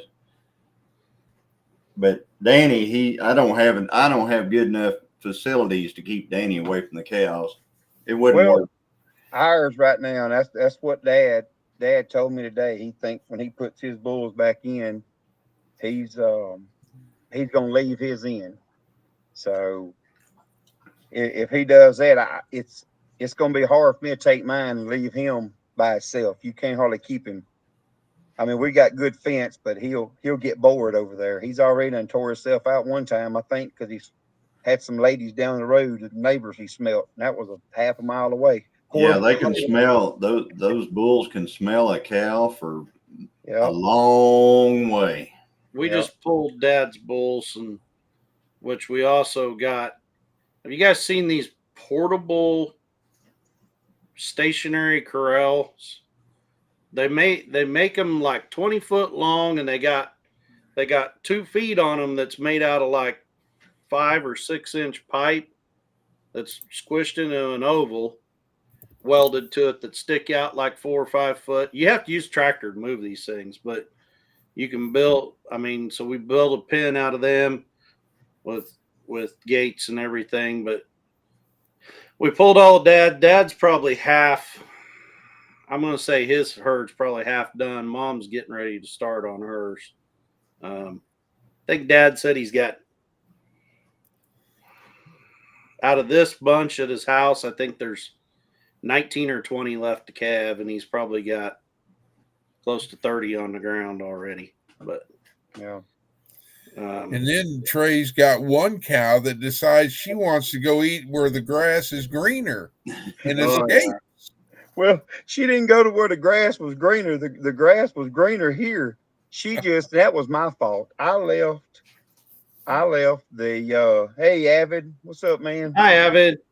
I left the hot wire off. And I'm assuming she just was eating but no, this is Bunny. She's just like a teenage boy is what she's more like. She's so gosh dang mischief with everything. But yeah, she just went up to Dad's. Went I guess she wanted to see some other cows. So she went up there and visited his, and he put her in the pen. And I loved it because she was behind the tree when you were kind of scolding her, and she was like, "Yeah, I'm sorry, Dad." And look, when I got ready, I said, "You know what?" I said, "It'll be cool for the video. I mean, because she's gentle as she can be. I mean, you can put a rope on her and lead her." So I said, "What I'm gonna do is I'm gonna get my feed bucket, because she knows that red Harbor Freight bucket. That's what I feed. I have a red Harbor Freight bucket." So I got that, and I went up there and I just opened the gate. I said, "Come on, Bunny," and put it on my 4-wheeler. But the one thing that I did not think about in that situation was all that ryegrass that she had to go across of mine that has not been touched by a cow yet. And then it turned in from leading her with a bucket to having to get behind her and push her all the way back there. So my video idea didn't work out the way I thought it was. Well, she's broke the lead. You could have actually just put the halter on her and tied her to the 4-wheeler and took off. Oh yeah, but she pushed fine. I'm gonna tell you that cow has been a nuisance more than she has anything. Oh, most of them show heifers are that way. I don't know that I will if I'll ever they just one like that. I like they don't have any respect for, like you say, you can't drive them nowhere. No, you can lead them, but when you get behind them to try to drive them, they turn around and look at you like, "What are you doing?" Or you try working through the chute. You got to get up there and just kind of just push her, just walk her along. Get her in the chute. It's just there is a such thing as too gentle. They aggravating. My dad's side of the family, my grandpa and grandma, they dairied, and then I got an uncle, he dairied for years, and that's the way them dairy cows were. You couldn't drive them dairy cows anywhere. You had to just sook them and lead them somewhere, The dairy farm that's up here by us, they use those. I'm not sure if it's the Gallagher. Gallagher does them, but the collars that's just like the dogs. And all he has is his big perimeter fence, and he moves those cows. He rotates them all during the day, you know. And when he gets ready to bring them up to milk, you know, they milk them multiple times a day. They move them with those collars. They have nobody have to go out and go get them. Those cows are trained to those collars, and they work the same way. They have a beep, a vibrate, and you know, they too stubborn. It shocks them. I got a neighbor that over here that's doing it with a herd of beef cows. Really? Yeah. And I don't know. I haven't talked to him lately to see how it was working, but he was liking, you know, like he didn't have to cross fence that piece of grass, yep. you know. Yep. It's like a big piece of grass. It's like 200 or 300 acres all in one track. And he could kind of geo fence them to a certain corner of it, you know, where there would be a pond or whatever, a creek in, and just geo fence them in that area. And then he said, I changed it after, you know, a couple weeks to a different one. And he said, I went and checked them, and he said, every one of them was in that spot, you know. But yeah, twisted tail. I don't know how expensive them things. I've never looked into them. I said, but you know, that would have to be a mighty big expense. Yeah. The one dairy left in our county up here, they're a robot dairy. So they got those milking robots, and their cows just come and go and come to the milk just like they would naturally with a calf, you know, that nurses, and their production all went up. But they'll walk in that robot, and if they've already milked, you know, it gives them feed, and it does run off of a collar, you know, that tells the robot what cow it is.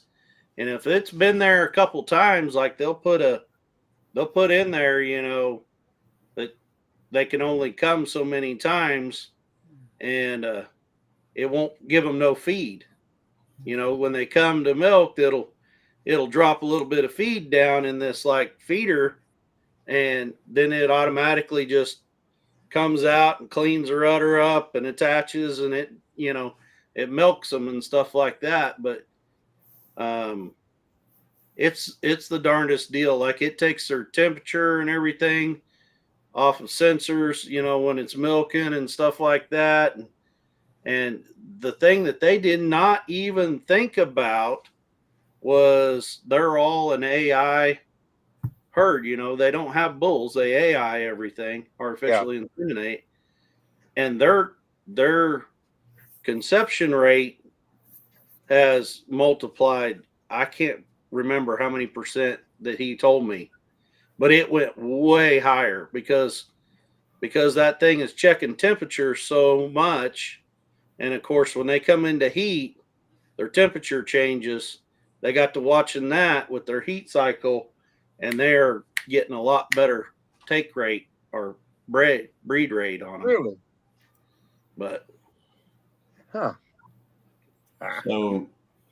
So Andy, are you saying your birthday is on March 19th and Jennifer's is on the 18th? Is that what I'm thinking? I think Jennifer maybe March 18th. March 18th. Jennifer's 18th and Angie's not. What is it? Yeah, Angie's is the 18th, I think, and Jennifer's is the 19th. Okay, 18th and 19th. Yeah. And but if it's born on March 24th, I can name it Johnny if it's a boy. Yeah, I mean, if it's born on y'all's birthday and it's a bull calf, it's gonna be kind of, you know. I mean, I already got a kit. It's gonna be tough to band it, isn't it? Isn't there somebody else in panel's birthday on the 18th? Do what? I was thinking there's somebody else in panel that has a birthday on the 18th of March. I don't know. Ain't me. Good night, Eric and Tina. Who would? You know, I'm just saying it's not me. I'm in January, so somebody else. Hey, night, Tina. Hi, Rebecca. No, it ain't me. I'm April. Oh, I'm a May. The day before taxes. Oh wow. I know a person's I- birthday is I April stand 14th. corrected. Yeah, too many people already know because No. my beautiful wife can't not say it. Mhm. So she told everybody. Why, you didn't want anybody to know when your birthday was? I don't really. So I'm telling you, everybody, whenever we go to the meetup this year, everybody run up and hug Dale. Oh, Yeah. thanks, Monty. Yeah. Yeah, they'll Oh, look real excited It's about a that. given that's going to happen.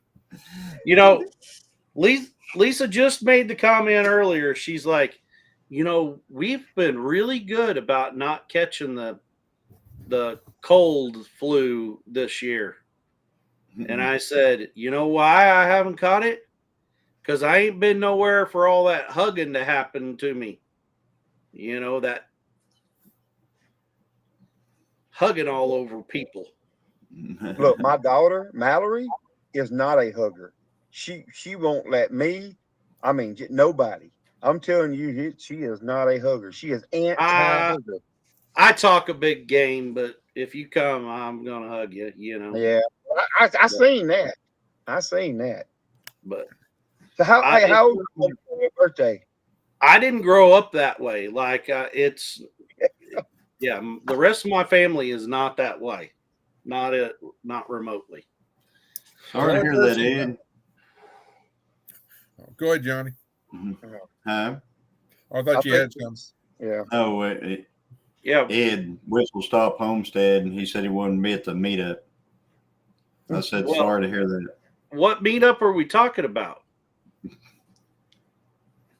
10 killer? 10 Killer YouTube meetup. April 25th, 26th, 27th. Tony wants a hug. Trey, are you coming to 10 Killer?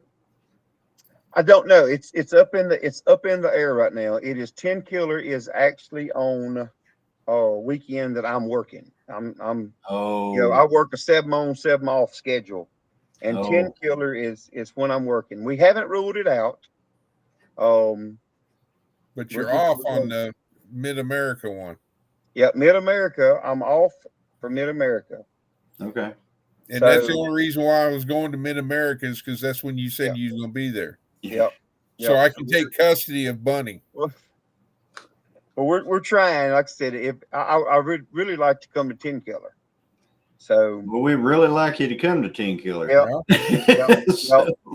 So, but we're gonna see what we can do. We still got a little bit, and that's actually it would be a good excuse because that's actually mine and Jessica's anniversary. That it's April 28th is our anniversary. But Ed, you weren't asked to stay away from 10 Killer. No. So I'm just saying. Just saying. I can assure you that. Yep. So, but yeah, we're gonna try. We're working on all of it and seeing where everything goes. So hopefully we can be there. All I have to do is call in sick. Yeah. Yep. They kind of frown. The thing is, they kind of frowned on us taking off on weekends. And the reason they do that is because we work a 7 and 7 schedule. So if whoever takes off, they just worked that weekend before. So that's their weekend off. And if you call in, it basically puts them working 3 weekends. So that's what throws the kink. Yeah. I mean, we do it. I mean, people do it, but it's just, the weekend is just one of them times they kind of frown on us taking off. But yet they don't have a problem with you calling you the day before and going, "Hey, we need you to come in." Well, it's like tomorrow. It's we knew that this was coming, and he called me this, I don't know, probably about 10 o'clock this morning, and told me to come on in tomorrow. We're gonna change. We'll change out about 1.5 million of filters tomorrow. That's dollars worth of filters tomorrow that we just changed. I don't know. It's been probably 3 weeks ago. We just changed the same thing. So Holy cow! yes. It's heads. Well, I ain't gonna say heads are gonna roll soon, but there's gonna have to be some answers. Somebody's gonna be asking some really big questions here pretty soon. So that's why I gotta go in tomorrow. But it won't be all day. I mean, last time I think I was home by 2:30, 3 o'clock last time. So go in, get do about 8 hours worth and 7, 8 hours and be done. But like I said, if we can, I will. What it will come down to is it gets closer to 10 killer. I'll have to talk to whoever's going to be on call, the guy that's going to be on call, and if he has nothing going that weekend, we may take off. We probably may not be able to be for Friday, Saturday, and Sunday, but might be that we come Saturday, Sunday, or something, or Okay. either come Yeah. Friday, Saturday, and something. Nice. But yeah, we're gonna try. We're gonna see what we can do. And Johnny, thank you for your video of showing the area, since I hadn't been there before. So I appreciate you doing that. Did that help at all, Chris? I mean, it did, yes, because you have to understand, and it's like the lodge, it's and then you said it right then and there. You said there's a pie place. I was like, grab me a peach pie while you're there. Yeah, it's a really good pie place too. Nancy's Pies is a good place to eat. Then there's Big Red restaurants. Big right across Red's the is street. good right across the way. Yeah. So you can walk from the cabin or the lodge there over to Big Red.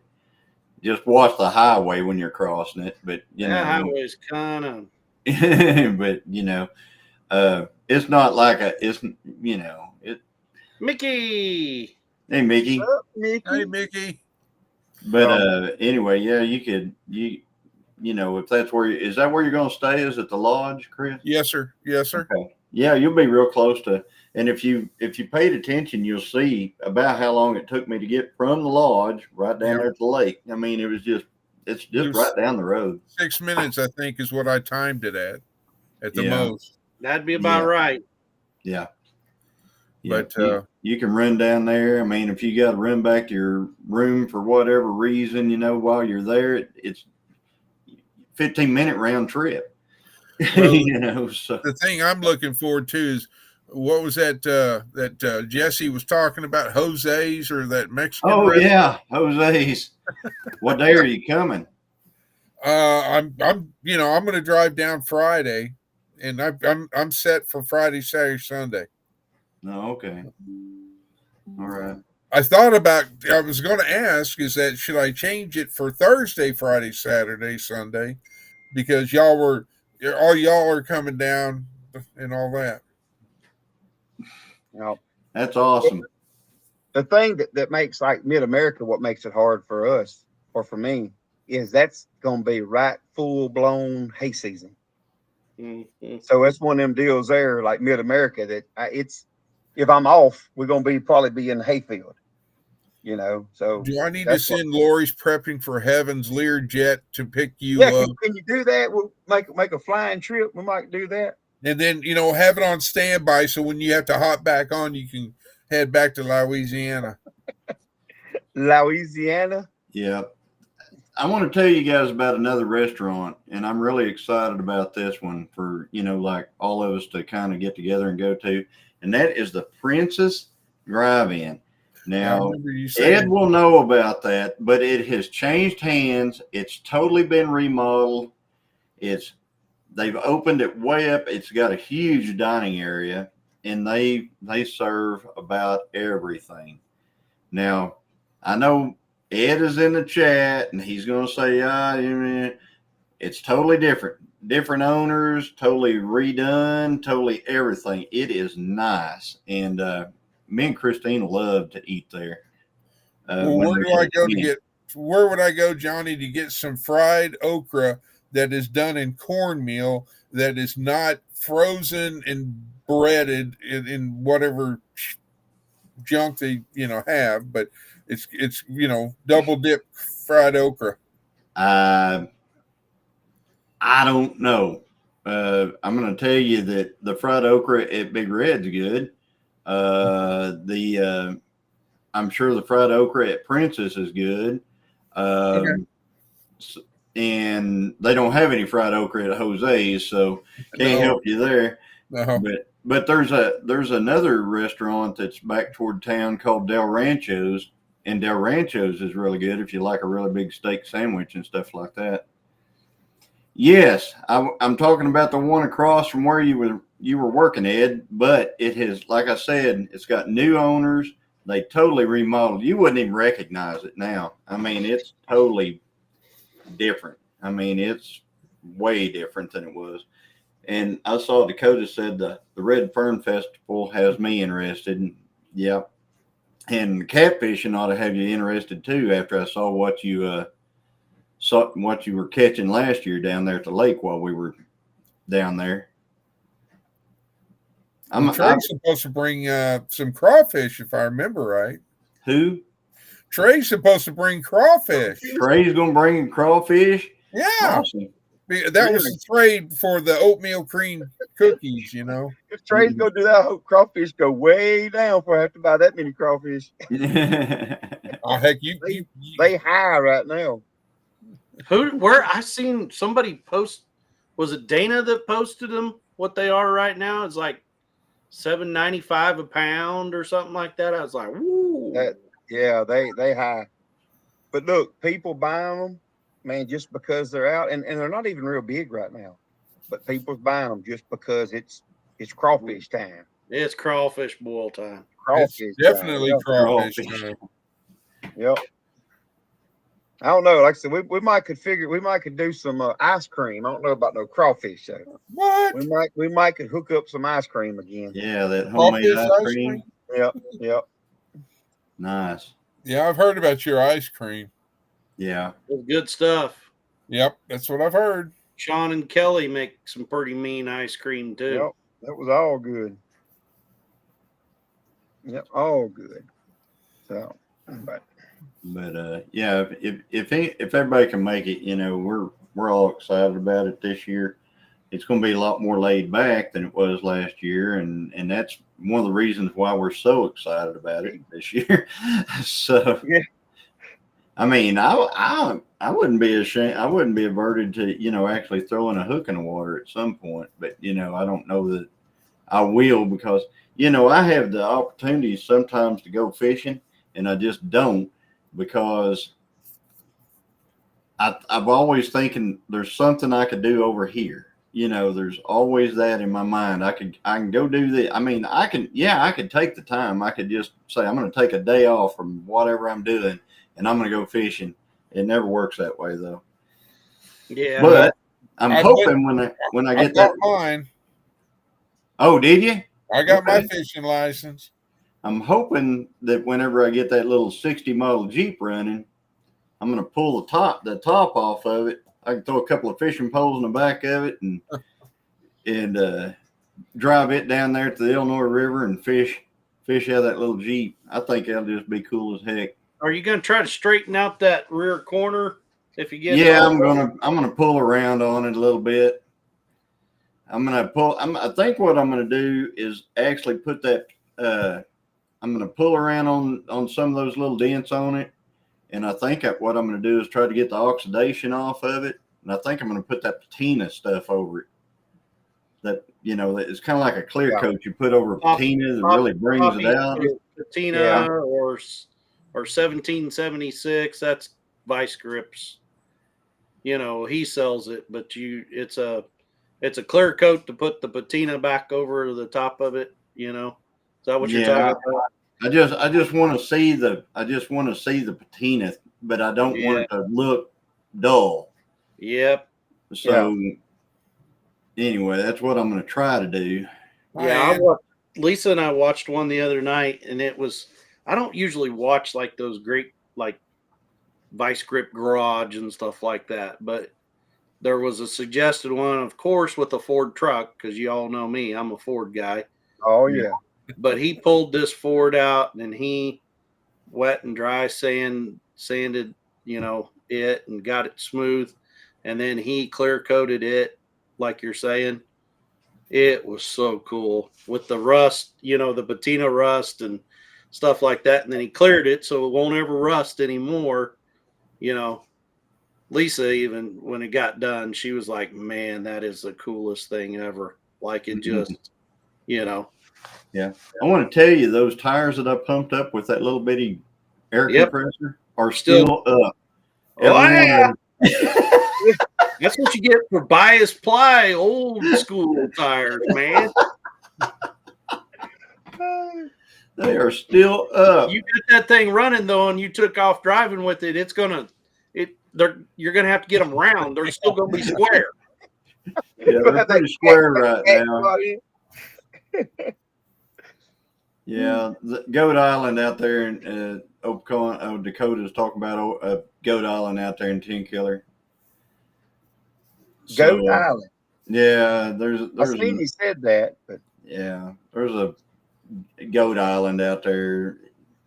I mean, there've been goats on that thing ever since I was a kid.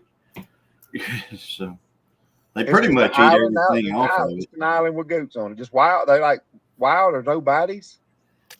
Somebody took them out there and turned them loose on the island. They just thought it would be cool to take their goats out there and dump them on the island, and stuff like that. And they've been there forever. Oh, so, sometimes whenever the lake gets down, though, they basically wade over to the to the bank. They've left the island a few times and come back. So. But we see them all the time. When we had our jet boat, we'd go out there around the island and ride around it and look at all the goats and stuff like that. Oh, man. That's kind of like, where's that at? You can go swimming. You can go swimming with the pigs or whatever they call it on. Isn't that down in the Caribbean somewhere? Yeah.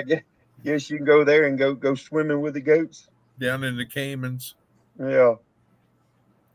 And then you can also go swimming with stingrays, or just wade, and I'm out. Yeah, I'm good. Don't you know that's what happened to crocodile? I mean, crikey, that's what happened to crocodile hunter. Yeah. Stingray nailed him right in the chest. Yep.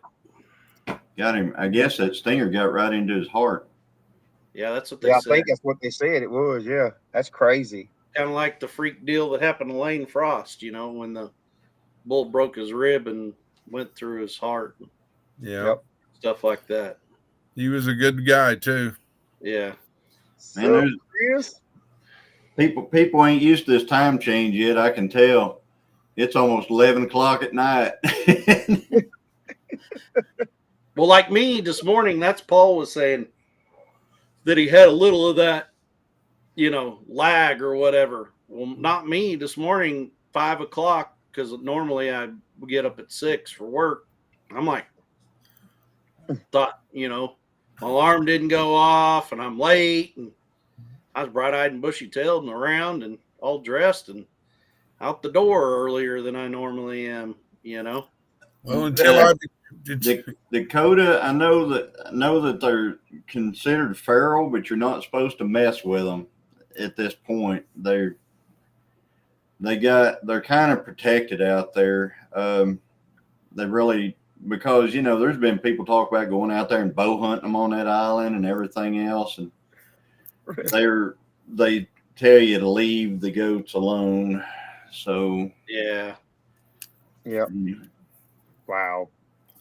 But all I can say about the times change is that it's Trey's fault. Look, I love this time change here. Me, I go the opposite way. When the time changes back the other way, that's when I just it whoops on me. This here, I'll be getting up early. The greatest thing about this time change for me, for the first morning, and I can't remember how long, I didn't have to stare at the right directly in the sun going to work. Yeah. Yep. And then coming home, I didn't have to stare at the sun coming home. I'm like, oh man, it's so nice. Well, that's like, you get up, it's dark. You get home, it's dark. Yeah. Yeah, and in the evening, you got enough time whenever you get home to actually do something a little bit. Yes. Yep. And I was watching, and I don't know if y'all seen the clip where they was asking the president about it, because I mean it's got one more move and it's official. It's they do away with the daylight savings deal. And he's like, well, now they don't know because they said it seems like people's 50-50 on it. A lot of people are worried about having to drive their kids to school when it's dark still, and people is putting a fuss up. I'm like, I don't see nothing bad about this time change. I actually like it. Yeah. Yeah. I mean, I like it. I know it's there's just so much. Like this evening, I was outside. I was putting extension cords together. I've got a bunch of extension cords, like got one bad end on them. So I went and bought a bunch of ends today of male, female, and I was just out there figuring out which one needed what. And I was just switching all these extension cords around. And shoot, it was after 7 o'clock. Still, I thought, man, this is all right. Yep. That's gonna be.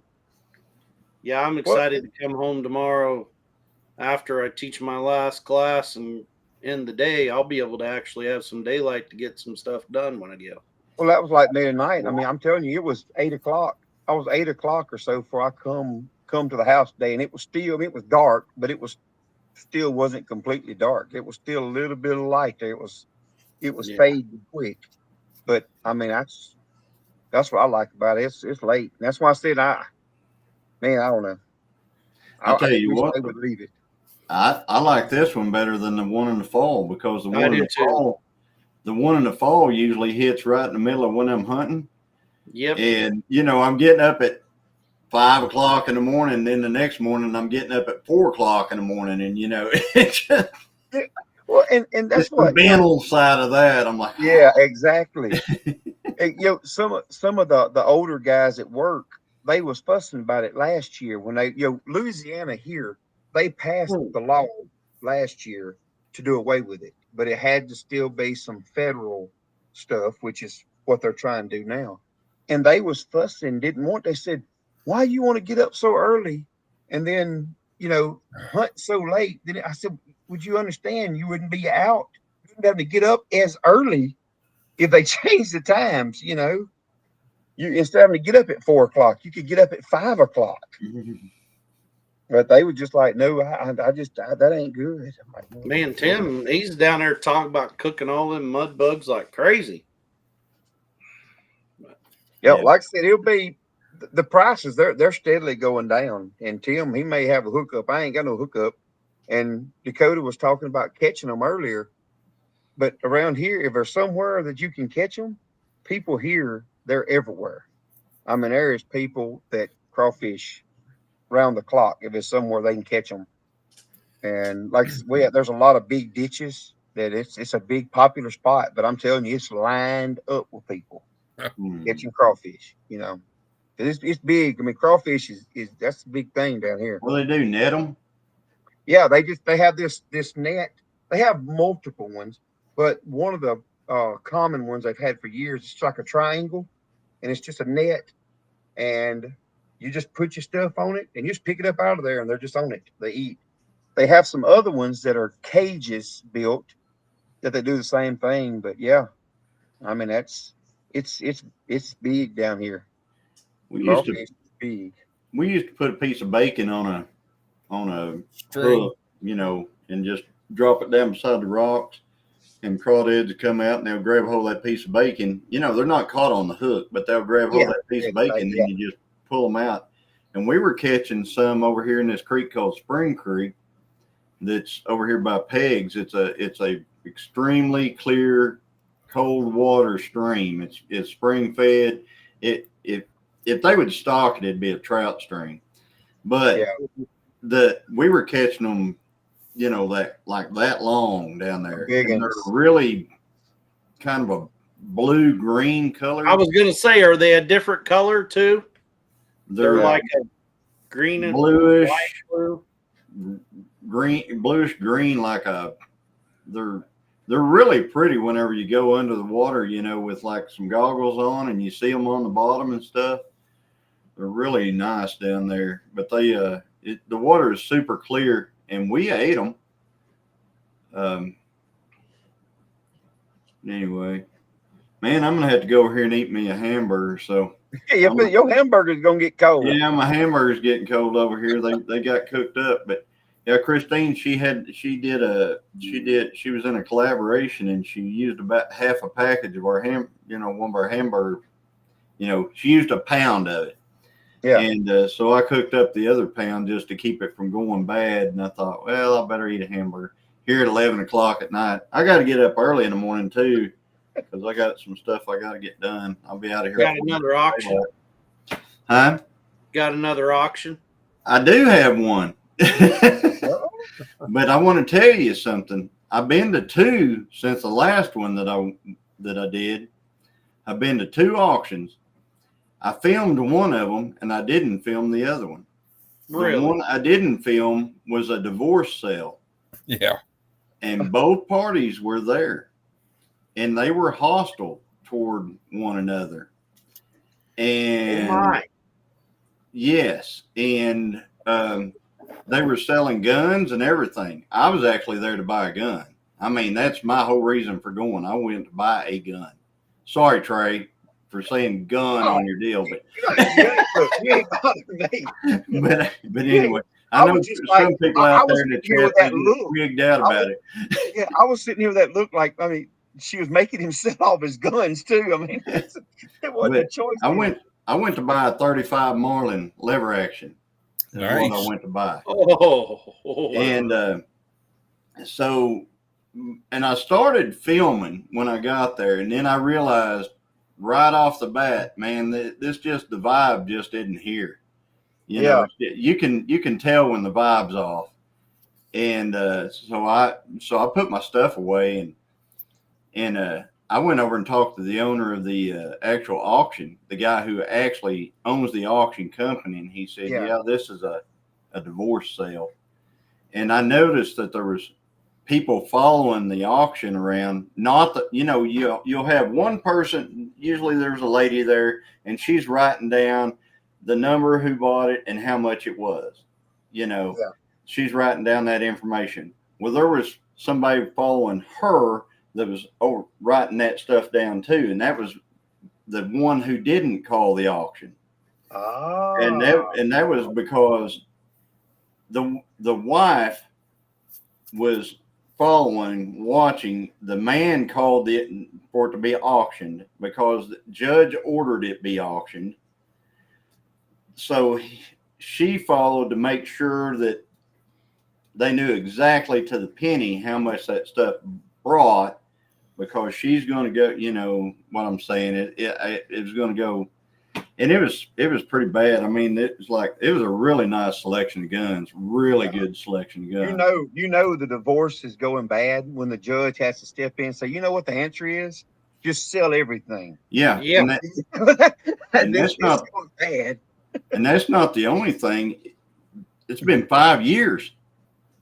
That place sat there vacant for 5 years in this divorce. Holy cow. And neither one of them could touch anything there. And it was so bad, there was a tractor, a Zeter. You heard of Zeter tractors? Oh, yeah. Well, the Zeter tractor was there, and it was all grown up in the brush, right? Yeah. So it's all grown up in the brush. Everybody assumed it was junk. Tires was flat, you know, et cetera, et cetera. They auctioned that thing off for like $600 or something like that. And everybody thought it was going to be parts. And they asked me, they were trying to jump it with a Chevy pickup, and it wouldn't jump. It just clicked. And they said, what we need is a diesel here with dual batteries and stuff. And I said, mine's sitting right there. So I pulled mine over there. We hooked them dual battery. We hooked 3 sets of jumper cables to it. 2 off one battery and 1 off the other one to this battery on this thing. And we jumped it and fired it up. Really? And they drove that dude on the trailer, and it sounded perfect. Well, it's a Zetter is better. And That was their advertisement. Better they is got better. a buy on that deal because, like I said, it sat there for 5 years and grew up in the weeds. Yeah, And they then stole it. the other auction I went to was a heavy equipment auction, and I thought it was great. I'll just go out and tell you what I bought. I bought an actual bolt bin that came from Fastenal. Yeah. It was provided to this place by Fastenal, and it was completely full of grade 8 hardware, zinc plated. Oh my goodness gracious! Wow. I bought the whole thing. It was the very first thing they auctioned. They went right up to it and they said he auctioned it, and I bought it. And it took. I didn't want to take everything out of the bins because it was already all separated. All organized. It was organized.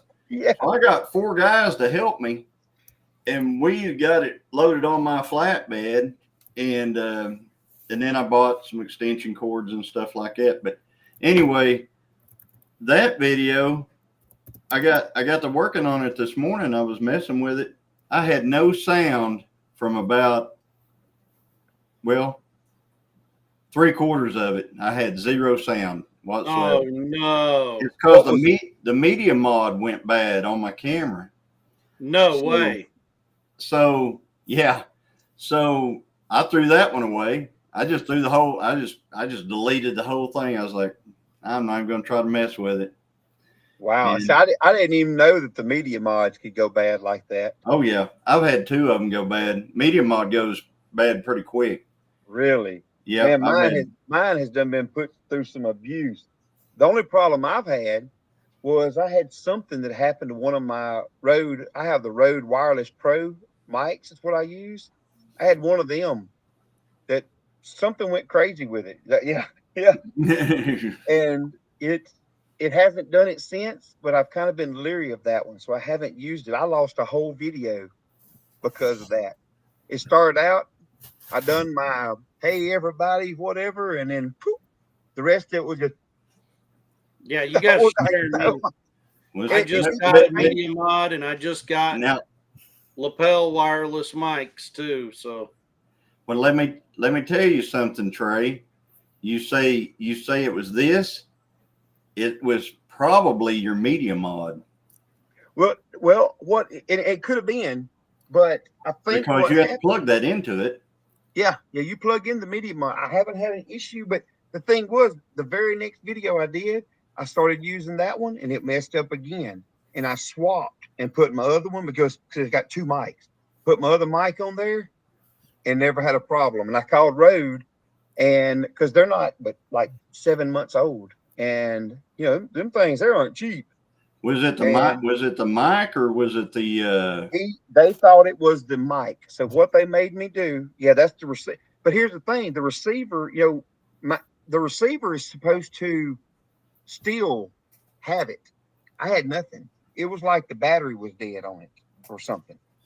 And we don't know there, because I have had it before messed up, like the media mod, or either I didn't have it plugged in good, and I had to go in on the video and overlay the sound, just get it all timed over and overlay the sound. Well, I've done that before. I'll tell you what I had to do.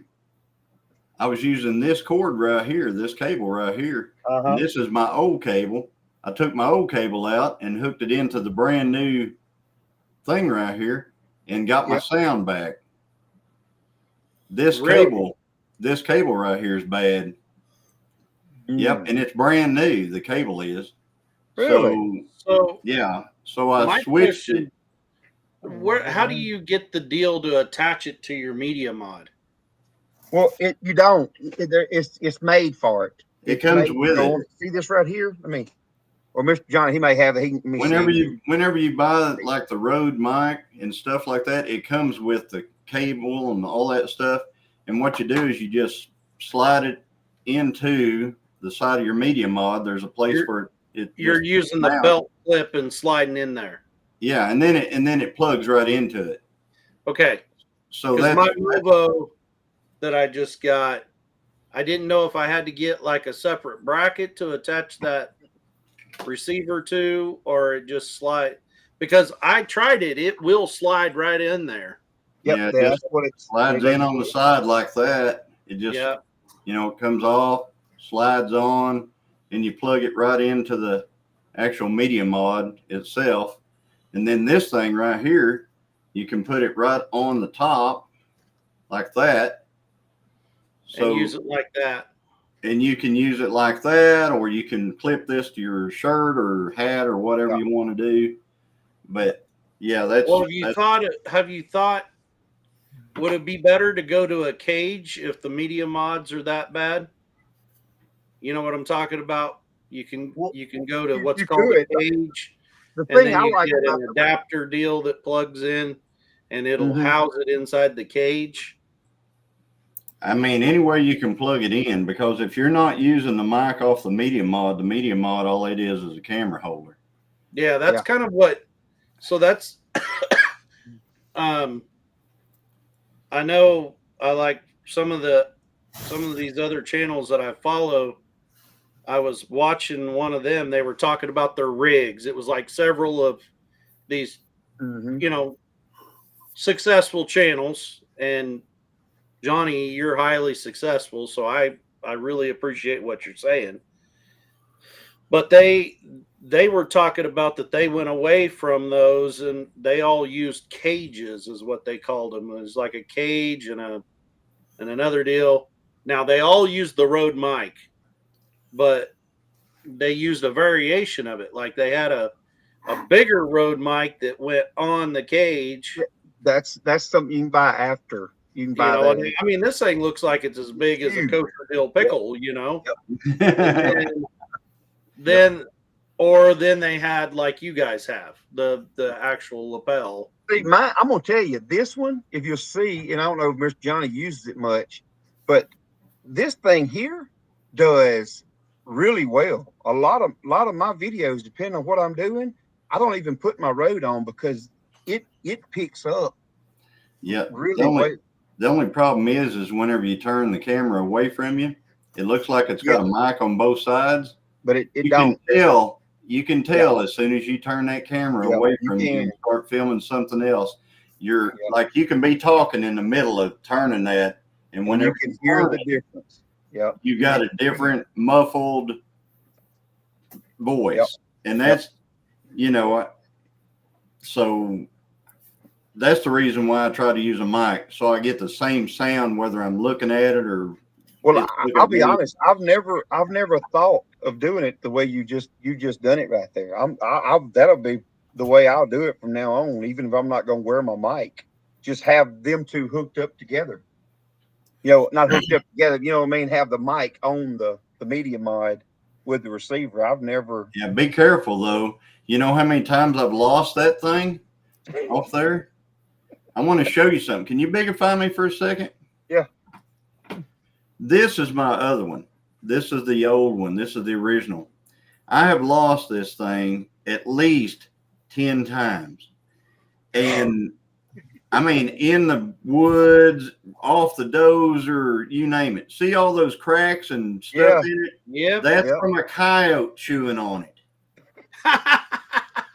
Because it's got this fuzzy thing on it right here. And I lost this down at the deer lease up in the woods, and I went up there and I finally found it. It took me a few days, and I finally found this thing. The fuzz was gone, and it was all chewed up, and my trail camera showed a coyote.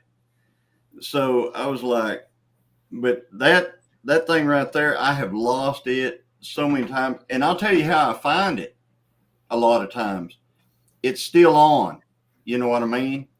Yeah. And what I do is as I walk and I talk, and my mic eventually, or the receiver will eventually pick it up.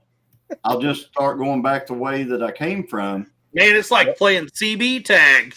And looking for the mic, you'll see it start, responding whenever there's sound, when it picks it up. And I go, okay, so I just keep talking until the line gets longer and longer and longer. And whenever it gets full power, and if you go further and it drops off, you passed it. So you go back and you dig in the leaves until you find it. I dug it out from underneath the dirt the other day from my dozer. I'm telling you. Night, Greg and Donna. Emily, so the fuzzy on the mic is because we all live in areas that have a lot of wind. And if you don't have that fuzzy, you're just going to hear wind noise in the microphone. And I use, do you ever use the lavalier that comes with it, the cord? Have you ever used it much? I use it a lot because I don't like that big bulky thing hanging on me. No, when I feel funny, I could clip it on my hat, but I feel funny with it clipped on my hat. So a lot of times I use the cord that comes with it, and just I can have it up there and just peek it on or somewhere else. It's not as aggravating to deal with as just having just the road. I guess I didn't get a cord with mine. Well, see, I don't know. That's what the difference is. Yours the regular road, or is it the road the pro? Because that's the pro. That was the one thing when I bought the pro that they come with. It's yeah, I got one of them. That's it. There's his right there. Let's see. That's the box. The box. Wireless. Okay. That's. See the one mine. I'll show you my box here. I got it. I think right here. I'm like Jesse. I got everything like right here in reach. If I can, I'm gonna try to reach it. Hopefully, I don't fall over. I'll find mine right quick. Let me see where it's at. I don't want to keep y'all waiting.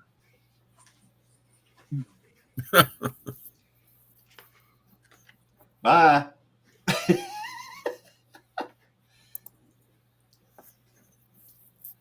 Oh yeah, I see that. A little sneak peek of where we went this last weekend. Nice. Well, here's the one that I got. Okay. And it welcome back. Hey, I hit the wrong button. It just took me completely off. Mm-hmm. See, that's, I don't know if you can see it. Yeah. Oh yeah. See, that's basically the same thing. Comes with two mics. Yeah. Yes, it's the difference what it comes with.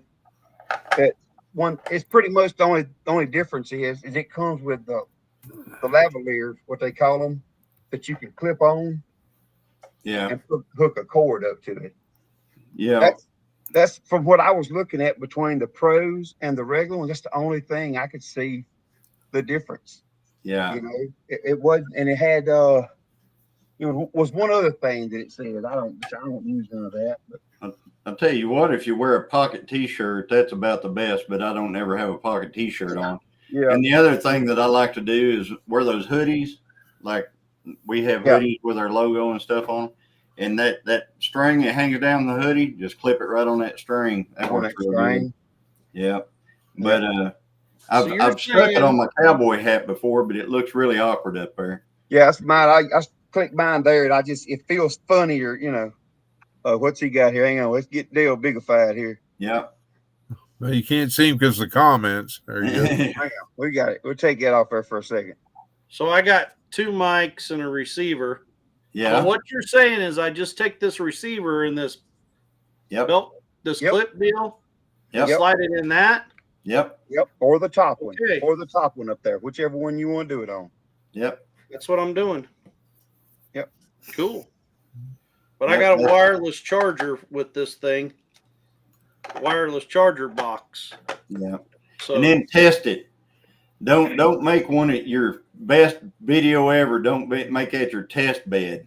Go outside. Let me show you. Well, you'll see what we was talking about a while ago with the mic moving. Let me get mine here. Let me show you something. Because I catch myself now in videos. And I have to edit it out. Let me bigify it where I can show you. So like when I'm talking, I don't know if you can see it on there. Yeah. Yeah, I can see it. You see it moving? Yeah. Yep.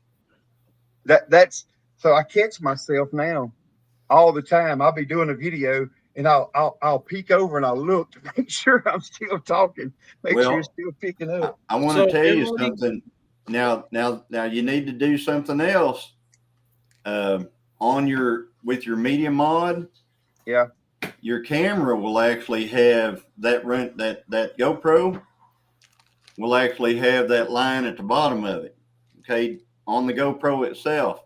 Make Yeah. sure you're also showing up on the GoPro, because mine, that's the thing. I was looking at that and I was talking all day and it was just going like that. And I was going, all right, it's great. Well, it wasn't going like that on the camera. So the mic was picking it up, but the camera wasn't. Emily, there's my dead fuzzy cat. Yeah, I just there haven't it put is. it on there yet. It kind of matches his chin. Yep. Yeah.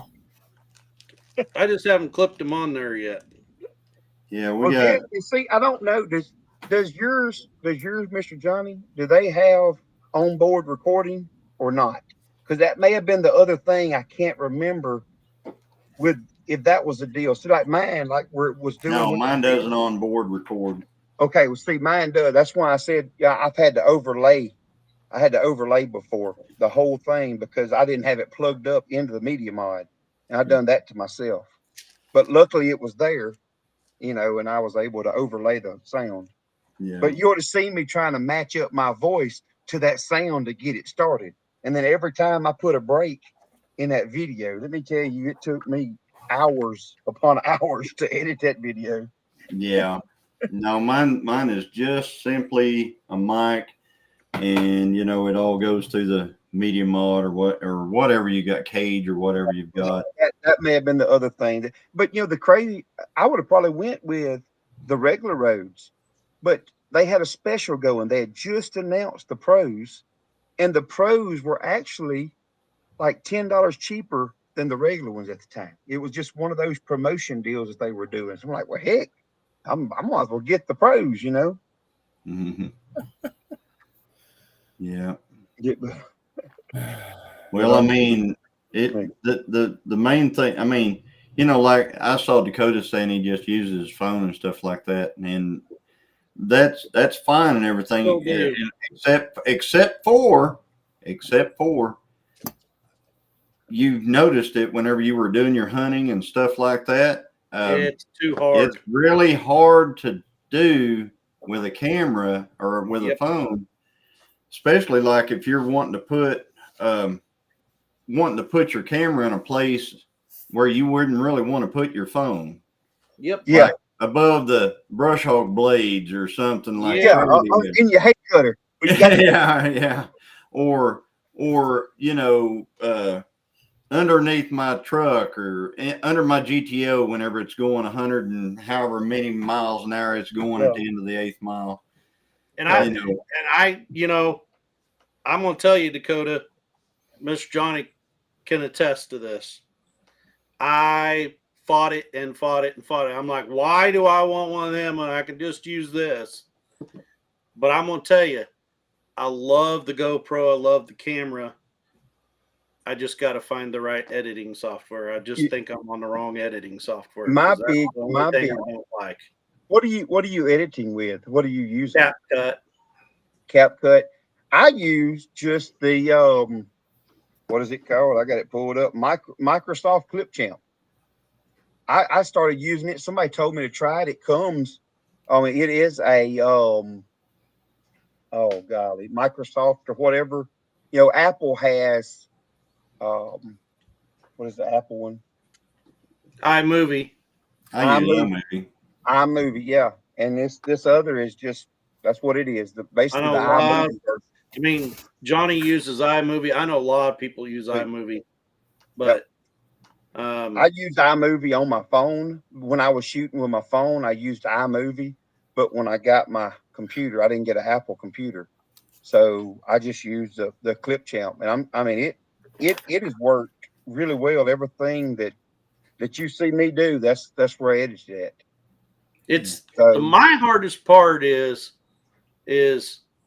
you have to go and find all of it on your SD. Then I have to transfer it into my computer. Then I take it from my computer and transfer it into the CapCut, and it's all those extra steps that I wasn't used to having to do. Is my only thing I don't like about it. It You just can seems like take- it takes 3 times as long. Yeah. Well, with Clipchamp, I don't know iMovie, 'cause I've never done iMovie on the computer, but with Clipchamp, if you want to, you can go straight from Clipchamp and go straight to YouTube. It'll put it straight to YouTube. But I don't do it that way. The way I do it, when I get through, I download it and save it to my computer. See, I Where can do make sure it's there. I don't want no oopsies in the situation. I can And do the then I same go in. thing. I can download it straight to Yeah. the to iMovie. I mean, I don't even have to put it anywhere else. I can pull it straight over to that if I want to. Yeah. But I'm I'm afraid I'm going to lose it somewhere. You know what I'm saying? Because I will delete it, because those cards only hold so much. So they get full so fast. As soon as I get, I delete everything off of it, but I've got them in these 4 terabyte hard drives, the solid state hard drives. Yep. And then, so I put it there first, and then I pull from there and put it into my editing, Well, the way I do, I have multiple SD cards if I need them. But I use the 256 gig cards. So I normally don't run out of space. Yeah. I'm normally editing a video before. So I'll put mine in the computer. I go in, I move it straight from the folder to Clipchamp, which is still on the memory card, I do all my editing. I never delete my memory card until once the video is on YouTube, not even when it's go into YouTube. Once it is officially there, then I'll go back in and I edit my SD card. Then I'll delete those videos off. Yeah. Now I've noticed a lot of my SD cards, when I'm putting them in to my camera, I'm getting a message on there on my GoPro that's like, upgrade your card. I buy the best card. They're expensive, but that's what you need, because it's a speed thing. You're going to get the best quality. And like I said, they are expensive for good cards, but that's what you need. I use the 128 gig SanDisk. I use the gold ones. Okay, I've been using the red one, so that's probably what it is. And the red one, I've got a red one. It's the one I bought whenever we went. Yep. That one I put in that GoPro 7, the one that you were wearing that day. Yeah. I put that one in that GoPro 7, and then the gold ones I put in these other 2 GoPros. And so, could you see? I will defend a little bit there, Dakota, because I was with you. I ain't paying that much money for that camera. Well, if you actually get to watching, see, those are the gold ones. Yeah, that's what I use. Yeah. But Dakota, if you get to watching, like I bought my 10, like Walmart and stuff, they'll throw that stuff on clearance aisle and everything. Like you can buy. I didn't pay more than a couple $100 for this one. Look, you can go on. You can go on, because I'm thinking about getting another one before hay season starts. Just because, I put my stuff in some crazy spots. Hey, Dakota, you see this phone right here, or this camera right here? See that blemish right there on that screen right there? That's from a dozer track. Mm-hmm. So this camera right here rides underneath my GTO all the way down the track. Yes, I'll put them wherever I need to put them to get the shot, and Good night, Tony. And if you're putting out stuff that's getting enough views, and you're getting your monetization, every bit of it is actually tax deductible. Yeah. Oh, yes. Yeah, it is. Yes. This kit right here, I paid. There was a lot of money. that went into that. I bought the creators edition. Is what I bought. It come with everything. I mean, but my mics, my Rode wireless mics, my GoPros, everything I've bought since I've used YouTubing is all I've used every bit of it on taxes. Every bit of it's going on taxes this year. Yeah. I can tell you that the secret with a GoPro is the mount. Get a good mount. Get something that's really sturdy and that you're not too worried about. Got good clamp force and stuff like that. If you're going to put it somewhere like that. Look, I'm gonna tell you, I had a lot of faith in my clamps. I've got some good attachments, but when I stuck it in that hay cutter, I was I'd have been a nervous wreck about that. Well, I'll tell you honestly, if I lose my GoPro, it's not going to be the end of the world. I don't want to, but if I can get the right shot, I ain't afraid to put it somewhere. Oh no, hey, that may be the money shot.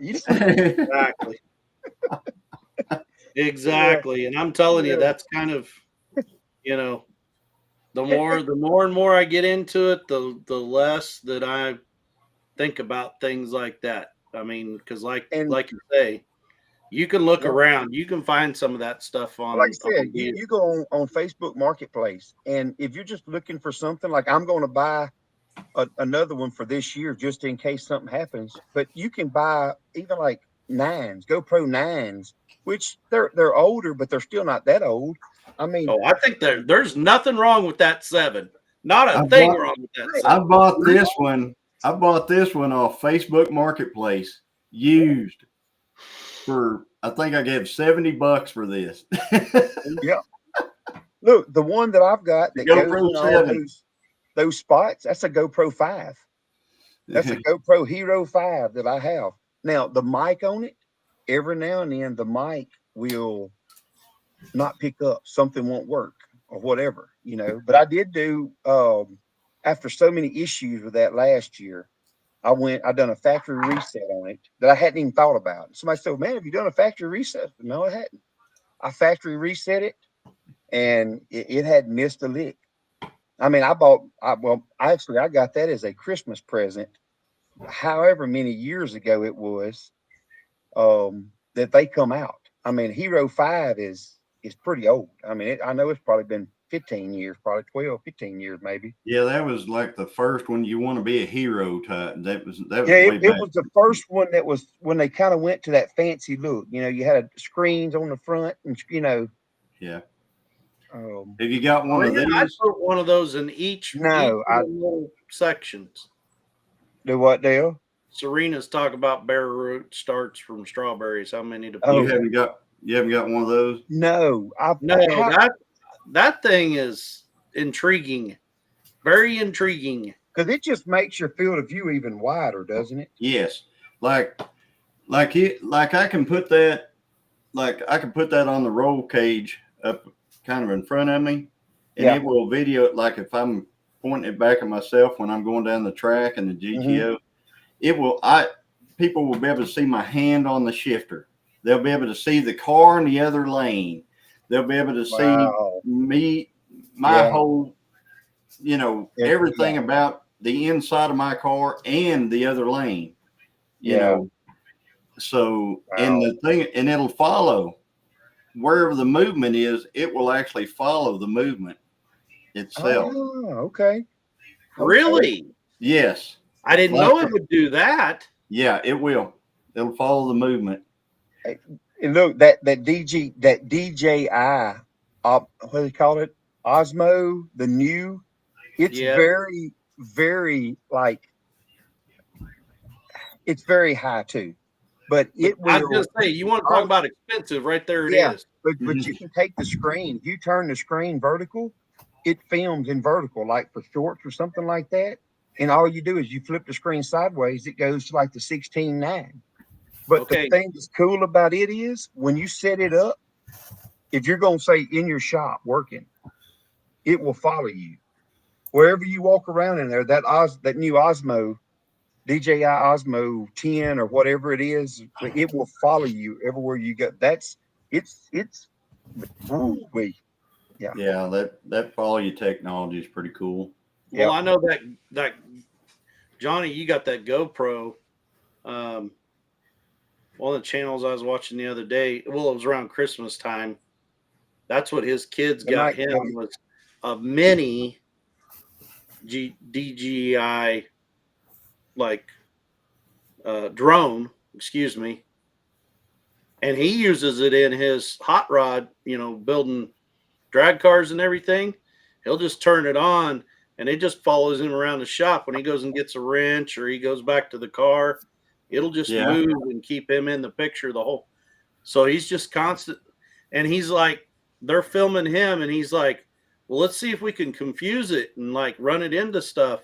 And he would like go in between like the two posts lift and the car and stuff. And it'd just work its way. If it would come to something like that, it may turn and move, and it may actually go around it and find him on the other side of it and stuff like that. It was the darndest deal I ever seen in my life. That's going to be my investment for before hay season. I hope that's my plan. It's just but I'm gonna get a good. I'm gonna get a DJI. Is what I'm gonna get. Yeah. The Mavic. Don't get carried away with it. Don't get carried away with it. Well, I'm not. I know guys that get the Mavics and all that kind of junk like that, and just I'll tell you what, get whatever the mini, whatever Pro is that they've got at the time, whatever it's going to be called. It's an Air. I think they got what they call an Air mini. Well, Air. the Air's been out for a while, but they've got mine's a Mini 3, and that Mini 3 you can't hardly beat it. And then now they've got something else. I think it's the Mini 4 or something like that. I don't know what it is. They just come out with the Mavic, the new Mavic 4. But get the Pro, and see the Pro has follow me technology and all that kind of stuff. Has obstacle avoidance and does all the things, and it's not that much higher, and it's small enough because, believe it or not, you're not supposed to fly anything that weighs over 530 something grain. Let me see how much mine weighs. Grams? Yeah, grams. Over people. Really? You're not supposed to, like the one that Bill was flying over us down at Pinecone Fest that he almost ran into my drone that day. Yep. Was too big to fly over people. And mine is the most you can fly over. It's 249 grams is the most you can fly over people. 249 grams. 250 is it. 250. That's the reason why they make all these. That's the reason why they make all these minis in 249 grams, so you can fly them over people. So the one that I'm talking about that they had, the difference between it and yours is, you know how your arms fold out and your propellers are pretty much out there in a wide open. It was one that had guards built around it. Is it a DJI? It was a DJI. Yeah. I wonder which one it is. They make it. They've got one. I looked at one of those. I can't remember the name. It was at Best Buy. I just was at Best Buy here not too long ago, and that was one of the ones that on display. It's all like it. Yeah. I don't know if it was like yours. You put an SD card in it, and it puts it right on it, right? Right. I don't know if this one did that. I don't know. I think this one was one that, it had to go to a phone or whatever. You know what I mean? Yeah. And that's the other thing. Whenever you buy one of these things, don't get one that you have to put your phone in it to watch it. Get the one with the actual controller with the screen in it. Yes. Because it bites for one thing, it sucks so much power out of your phone that, I mean, it's crazy. I've had them like that, and it will suck your phone dry before you know it. Plus, your phone gets hot, and it's hard to get it all set up and do all this and that and the other. And then if you ever need your phone while you're flying your drone, it's all everything goes awry. The one that Dale's talking about, Mr. Johnny, is called a DJI Neo. That's what it was. Yeah, Neo. A Neo. Yep. I just looked it up. Yeah. So I've got my FAA certification, Mr. Leonard Mountain. over 1,000 grounds. Yes, so FFA certified. Gotcha. you get a number. You might go rogue, Chris. Yeah. Yeah, I get a phone call. Your drone, you know, the thing about these drones though is they will stop, and whenever the battery goes down dead like mine, I was videoing myself one time dozing, and I was working on the dozer, and I was out there, you know, messing around, and I had it parked up there in the air, and it was well, I didn't realize it, but the battery went dead while it was flying or was going dead. And I looked up again and it was gone. My drone was gone. Well, it went right back to my truck and landed. Yep. When you go to paying for the better drones, that's what you get. You know, that's if they lose signal, if it loses signal, you fly it too far, it turns around, it comes back and it lands wherever it took off from. Right. Yeah. And Johnny, what is the one that you have? Mine's just a little Mini 3. I mean, it takes good video. I mean, you can look. Oh yeah, it does. Some really good footage. But I do all my own flying. The only flying that I don't do is like if it goes home because the battery goes dead. But you know, a lot of people will let them land themselves and stuff. I always try to land my own because, for one thing, I want to keep in practice on how to do it, and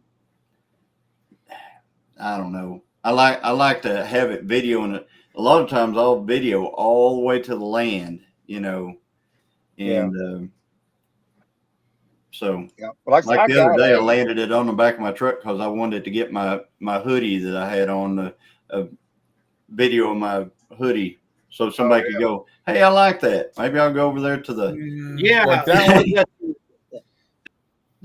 one. That's it. But mine's got a different controller. Yeah, you want the controller with the screen, what they call the RC controller. Yeah, okay. Then it's that one. Yeah. That I got this. There's my controller, so the screen's right on it. Yep. Dang.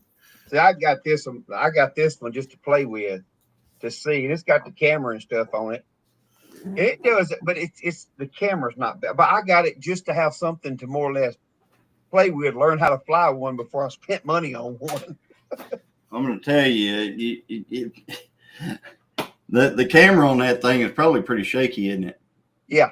These have the gimbal, so it's all no matter what's going on, it stays. Yep, it stays smooth. Yep. You go Pro 9 on eBay, lightly used for $290. Is that a decent? If there's two of them for $290. Yeah.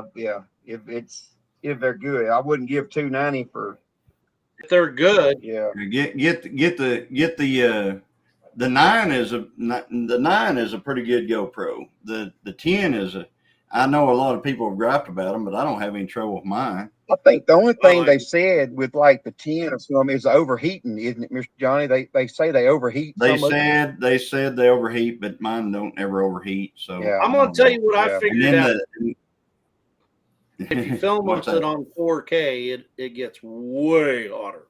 If you just film with it on 1080, it don't get near as hot. Mine, I got the 12 is what mine is. What about you? What about you, Johnny? Is that what you figured out with it, or you film everything in 4K? No, I film in 1080 because, man, I tell you what, it uses up so much space on your, because I'll have battery. It drains battery faster. Yeah, I'll have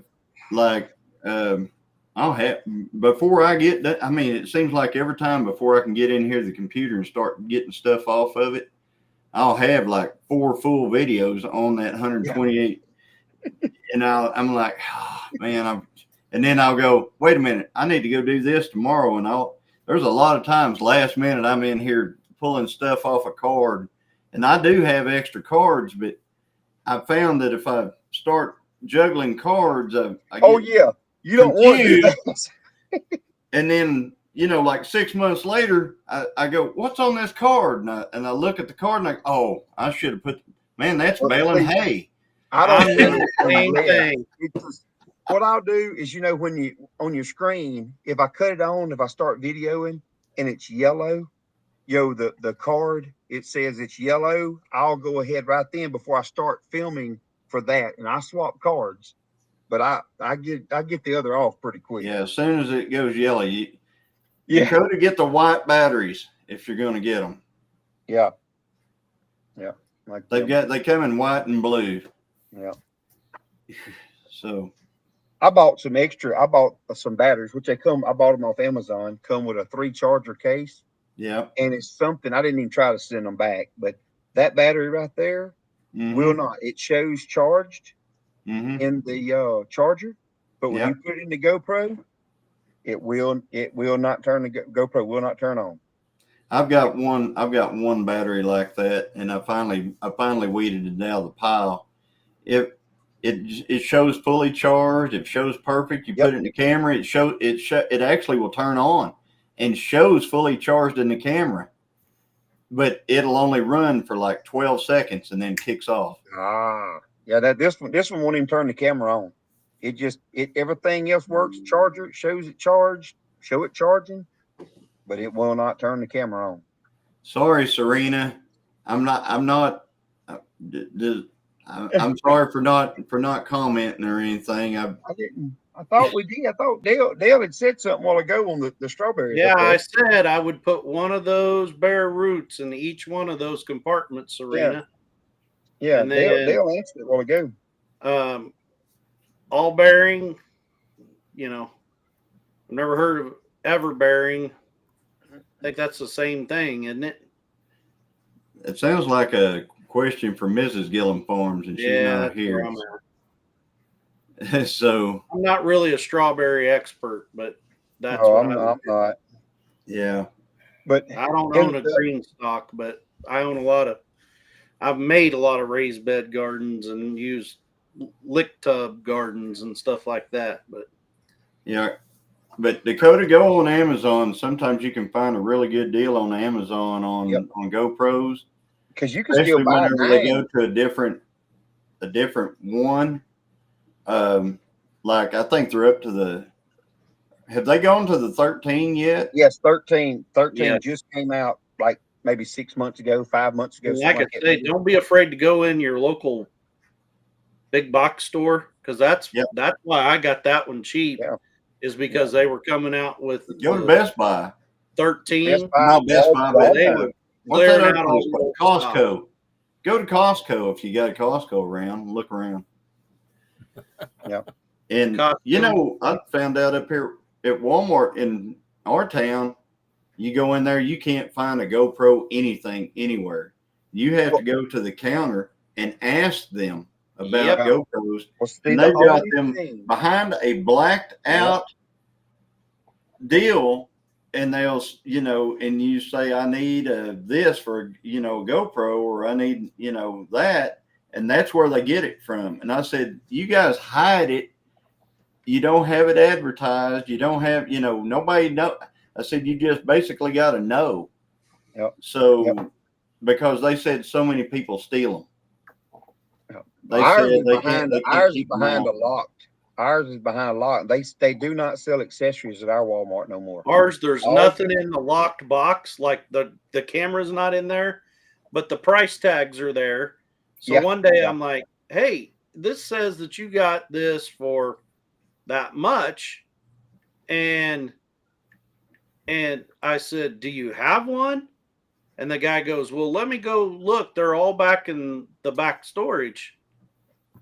And GoPro, he goes, he goes back there. He comes back and he's like, yeah, I got like 3 of them or 4 of them. I'm like, well, there's none out here. How do people know you have it? Here's a Ulanzi or something like that. And this one right here, this goes underneath the car. This is the one that, Yeah. Hold it. Let me show you the one I got. This other. Hold There it you tight. go. What you got, Chris? I'm sorry. Let's see. Yeah. There's Walmart. Yep. Yeah. That's the 12. That's still the 12. That's like what I got. I think mine was $4.99 for the kit when I bought it. And that was on sale. They was jumping on and knocked $100 off because mine was supposed to be $5.99 for the kit that I bought. And I waited because I knew they was putting them on sale every now and then. That's what I doing. Oh yeah, GoPros go on sale all the time, and you can get them pretty reasonable. I don't know what Dale gave for his, but I think we gave. Remember. I think for our 11 we gave $2.99 or something for it. I want to say I bought that 10 for like right at $150. This, If I remember right. this is turned out to be. I use this one, Mm-hmm. this mount, all the time. I'm telling you, that Magnetic. thing, it's magnetic, and I'm telling you, you can take it and it, turns up, whatever. And I mean, I use it a lot. Yeah. And I have the one like Mr. Johnny had, similar. It don't have all the bends. It's got the same brand, but Was those I on Amazon? Did you get the C clamp one off of Amazon? Yep, I got both of them off Amazon. This one right here is the one whenever I put a GoPro like on top of my GTO, and it is GoPro. It's a GoPro brand suction.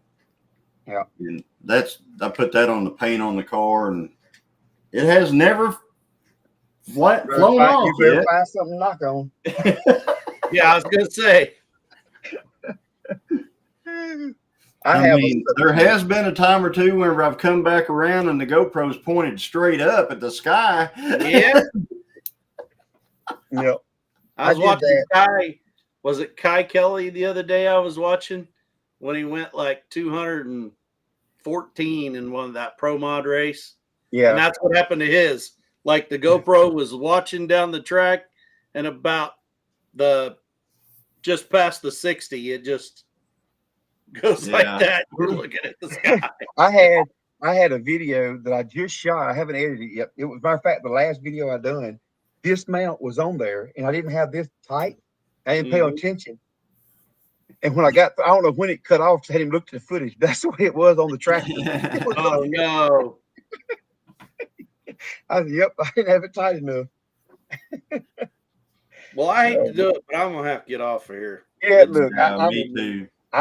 We fixing to shut it down because I said I wasn't gonna be long because I gotta get up and go to work in the morning early. I've had an extremely long day. I need to go find something to take so I won't be so sore when I wake up in the morning. That drill stem whooped my butt today trying to drive it. So, ibuprofen. Yep. So, but anyway, well, it was good, and we'd have been on here now. That gun was 3 hours into something I said I wasn't gonna be on, but about an hour. I told Chris before we come on, I said, "Man, I ain't gonna be long." I said, "I've got to get up early. I'm tired. I've been going all day, and here I am, 3 hours later, midnight." Yeah, me too. Well, thanks for the tips, guys. Hey, yo hamburger, you got to warm it back up, Johnny. Yeah, I know. Yeah, they're cold now. So yeah, and I got to eat, and then I'm going to bed. But anyway, well, guys, good night. Good night, y'all. See you. See you later. Y'all be safe. All right. Yeah. But, yep. Well, Chris, you hadn't been able to get a word in edgewise for the last. No, the whole thing about it is just listening and learning. Yeah, and learning. Because I've got a drone, but it's one that I have to use my cell phone with. And the problem I have with that is that if it's a bright, sunny day, you can't see the screen. Yeah. And so I'm going to start checking into that DJI Mini that Johnny has. But I saw what the prices were on Amazon, so I'll have to wait until there's a sale. And I don't know if Best Buy, because that means I need to try to get the video from the camera that way. Yeah. I don't know if DJI stuff goes on sale like the GoPro stuff does, but it's the thing is, like, I need to look into the minis because I was just trying to get the best bang for my buck kind of a thing. And you know, the Mavic, the Mavic 4s, everybody talks about how much greater or how much better the cameras are than like the Mavic 3s. And the Mavic is the DJI's flagship, you know, kind of flagship drone there. And but now the difference between the Mavic and then the Mavic Pro is like double the price Well, trust almost. me, the And Mini 3 that comes with the carrying case, extra batteries, and all the yeah, bells and whistles was $800, and I'm like, yeah. See, the Mavic, I think I hadn't looked at them in a few months, you know, but the Mavic 4, just the regular Mavic, is I think $1,200. Is what it is. And the Mavic Pro, the Mavic 4 Pro is just the drone with remote and a battery is like I think it's like $2,400 or $2,600. And if you buy the what they call the Fly More, which is maybe one you're looking at, the Fly More comes with like two extra yeah, batteries yeah, and that's all what that it is. stuff. I mean, man, you get up there with that Mavic, you get up there close to $4,000 plus. Some of them like 4,600. I'm like, Jeez. I can't be doing that. I ain't Thank you, no. Troy. Yep. So, So but yeah, but you need to get to bed because you got to get up in a couple hours. yes, I do. I do. It'll be another long day. It's been GoPro a Hero long time 13. since you've pulled late night on YouTube, Trey. Look, it has. It's not. You know, my deal is I see sometimes y'all will get on, or I see somebody gets on there. So for all the information on the GoPros, hey, no problem. But and what I'll do a lot of times is y'all don't even know it, but I may cut my phone on and put it on one of y'all, and I just go to sleep listening to it. You know, but I know some of it. If I get to, if I get, if I jump on, I say, "Hey, everybody," or I do something like that. Before long, because I don't want to not respond to people. You know, that's what I hate, missing people in the chat, in the comments and stuff. You know, so I don't want to respond. So I'm there. I'm liking a lot of times, and I'm listening until I go to sleep. You know, and it just plays until plays until I go to sleep sometimes. Well, Lori's But asking you a uh-oh, question if that's is a that a good good deal. deal? GoPro Hero 13 Black, description 27 megapixel with improved performance 15. Yeah, that's not bad. Like I said, Lori, I bought the Creators Hero 12 Creators Edition on sale. I waited for it to go on sale at Best Buy.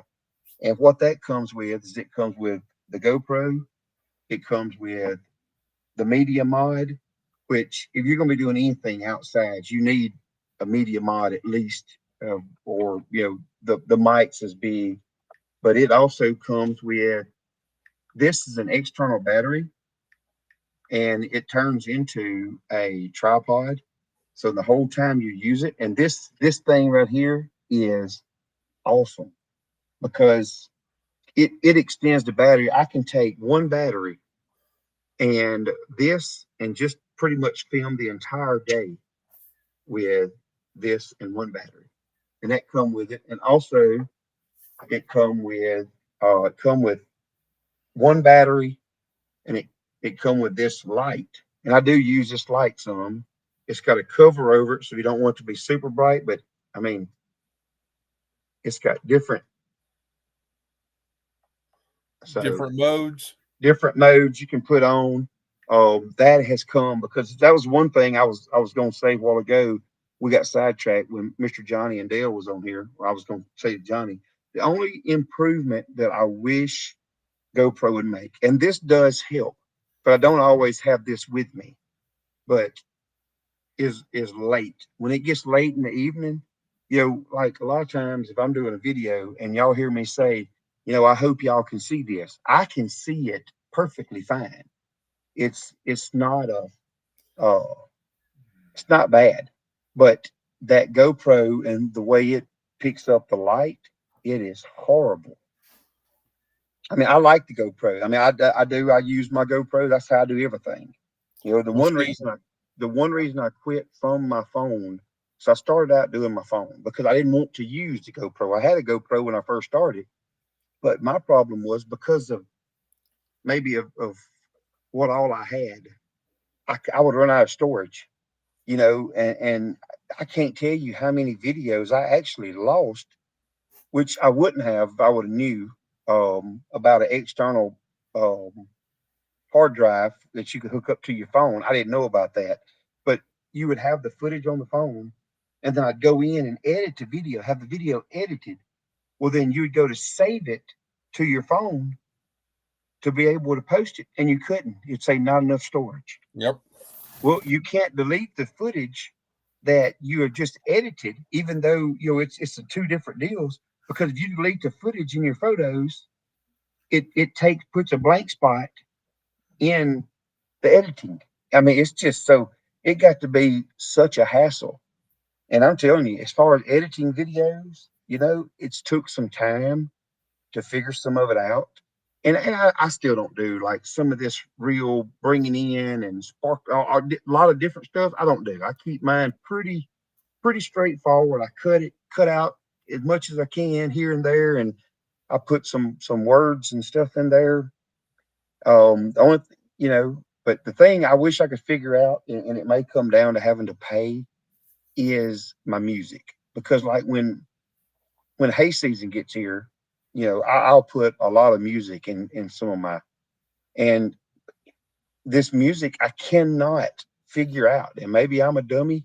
Yeah, I don't know, but I cannot figure out how to go into the YouTube studio and edit a video easy using the songs. You know, you can use anything. I mean, you're going to use one song for this portion, but if you got to Yeah. go down to another portion and put a song, you can't put the same song. You got to pick something different. So you know, or maybe I need to go on my clip champ because there's tons and tons of sound and music that you can use on clip champ, but not all songs will let you monetize. Or you know, or when you get ready to do it, it'll say, okay, you know, you can't use this here. So you can either go in and delete that whole section of video out, or you can have a whole section of video not have no sound, or you know. So that's why I don't use a lot of music or sound too much now. Well, with And me, oh heck, I had my train of thought and I lost it. I mean, I just can't. I'm small. I'm not even not even a speck on a piece of paper yet. what do you? I'm So, small. I mean, golly, I'm you but know. it's just like I have a drone and somewhere I haven't found it yet. I hadn't found the box yet. Um, and it's like I use it just for personal use. And when Yeah, I got it so that I carried it in my police car, so if we had a missing child, I'd launch and do it yeah, that way. yeah, And so that's what I had it for. But I found, like I said, using my phone during the daytime, it was like you're trying to you're trying to, it's like, where yeah, the heck, and it's yeah, So, and then I saw Johnny's, and I'm like, okay, I got to ask him which one he's got, yeah. because the I'm, fact the screen is there, and I meant to ask him how it is when a sunny day. Does it, can you yeah. see? Well, see, and I didn't know that the minis. I'm going to look more into the minis because my understanding of some of the minis was they didn't have the technology of the to follow you, to track you. I didn't know that the minis had that. I thought from what I read that you had to go to like the Mavics to Yeah, get, you know, and for me, that's why I want it because I'm always one. If you watch enough of my videos, you know I'm trying to figure ways to put them cameras in some awkward positions. I do it. I do it a lot, especially when hay season gets here. I've stuck that camera all over the baler, and I've tried to figure a way to get it inside the baler. But the only thing I can figure is going to eat my baler up and my GoPro up, and it's going to be in a bale somewhere. yep. Well, But I mean, I'm always trying to, well, but with I can't. I looked on Marketplace. I have not looked for a mini 3 on Marketplace, but I did look at GoPros, and it's just like, you know, yeah, there's some prices that are good and all that, but are they really good cameras? You know, you don't know what you're getting, and you're Well, you know, a lot of you GoPros, if you hear people that say, you know, quirks, this and that, but like, I mean, I've got a 5 and it's in there on, well, no, it ain't, it's right here. And there's a big difference. But this 5, besides the sound thing, this thing is old, but you can look at the difference. GoPro has made them. Let's see, I'll bigify it here a little bit. We can make it easier to see. But this here is my GoPro 12. And okay. this is my GoPro 5. I It's don't know got if a you, bigger screen. yeah, there is a big difference in size. So I mean, see Yeah, that? I mean, yeah. that's, you know, but I'm telling you, I mean, man, my GoPro 5, it has been Tried and true. it's been put through the ringer. And I mean it's got all kind of grass stains and everything else. It's, you know, it I hits can you. see you I can see you mounting that on Bunny and just let her have it for a Off day and see the where, bunny cam. Off the bunny cam. do a harness or something, you know, on the Yeah, bridle or something, yeah. So, or halter. Excuse me, but halter. yeah, I mean, see, M says she's got the 8. You know, it's I don't know. You know, if you go look up, you know, they'll tell you all these. It's kind of like I said earlier. I can't remember if it was a 9, the 10, or 11. Everybody says they overheat. I've had mine, the 12, overheat twice. And both times that it overheated was, of course, right in the middle of hay season, out in a wide open, bald sun. And it was inside this media case. And this media case, if you look, it's entrapping that thing. So yeah. there's nowhere for that heat to escape out because it's inside that media mod. So, but All yes, right, brother. you can go live with a GoPro. But and Yeah, you I know, think I'm telling Dale was doing that. yeah, yeah, you can. I don't, you just have to hook it up, get where you can have signal, hook it up through your phone. Because I have an app. I have an app on my phone. I can go in and I can put my GoPro in another room as long as I have connection to it. I can cut it on, cut it off, you know, record, stop recording, do all that with it from that app. Well, Trey, it's after midnight. You need to get to I bed, know, brother. I know. So Go get your little funny pills. no, I don't have no more. I'm out. What? I know. I meant I You went inhaled them, I went to Walmart earlier today and I or forgot. you're I went, not pills, but gummies. I mean, yeah, my gummies. Yeah, my gummies. I know you've been giving them to Bunny. I know what you've been doing. Yeah, the Apple phone is what I use, and there's a spot on there, that you can go live from it. You can. So just gotta look into it. But Trey, poor Jessica. What do you mean, poor Jessica? Why is it poor Jessica? What have I done, or whatever? You're keeping it. There's probably saying that you're keeping her up. Oh, she's been 10 toes up over here for hour and a half. 10 So, toes. Well, brother, you be careful and be safe. all right, Chris. We'll see y'all. And everybody else, I appreciate all y'all coming in, hanging around, and I've and been chit chat missing you. with us. Do what? I said I've been missing you.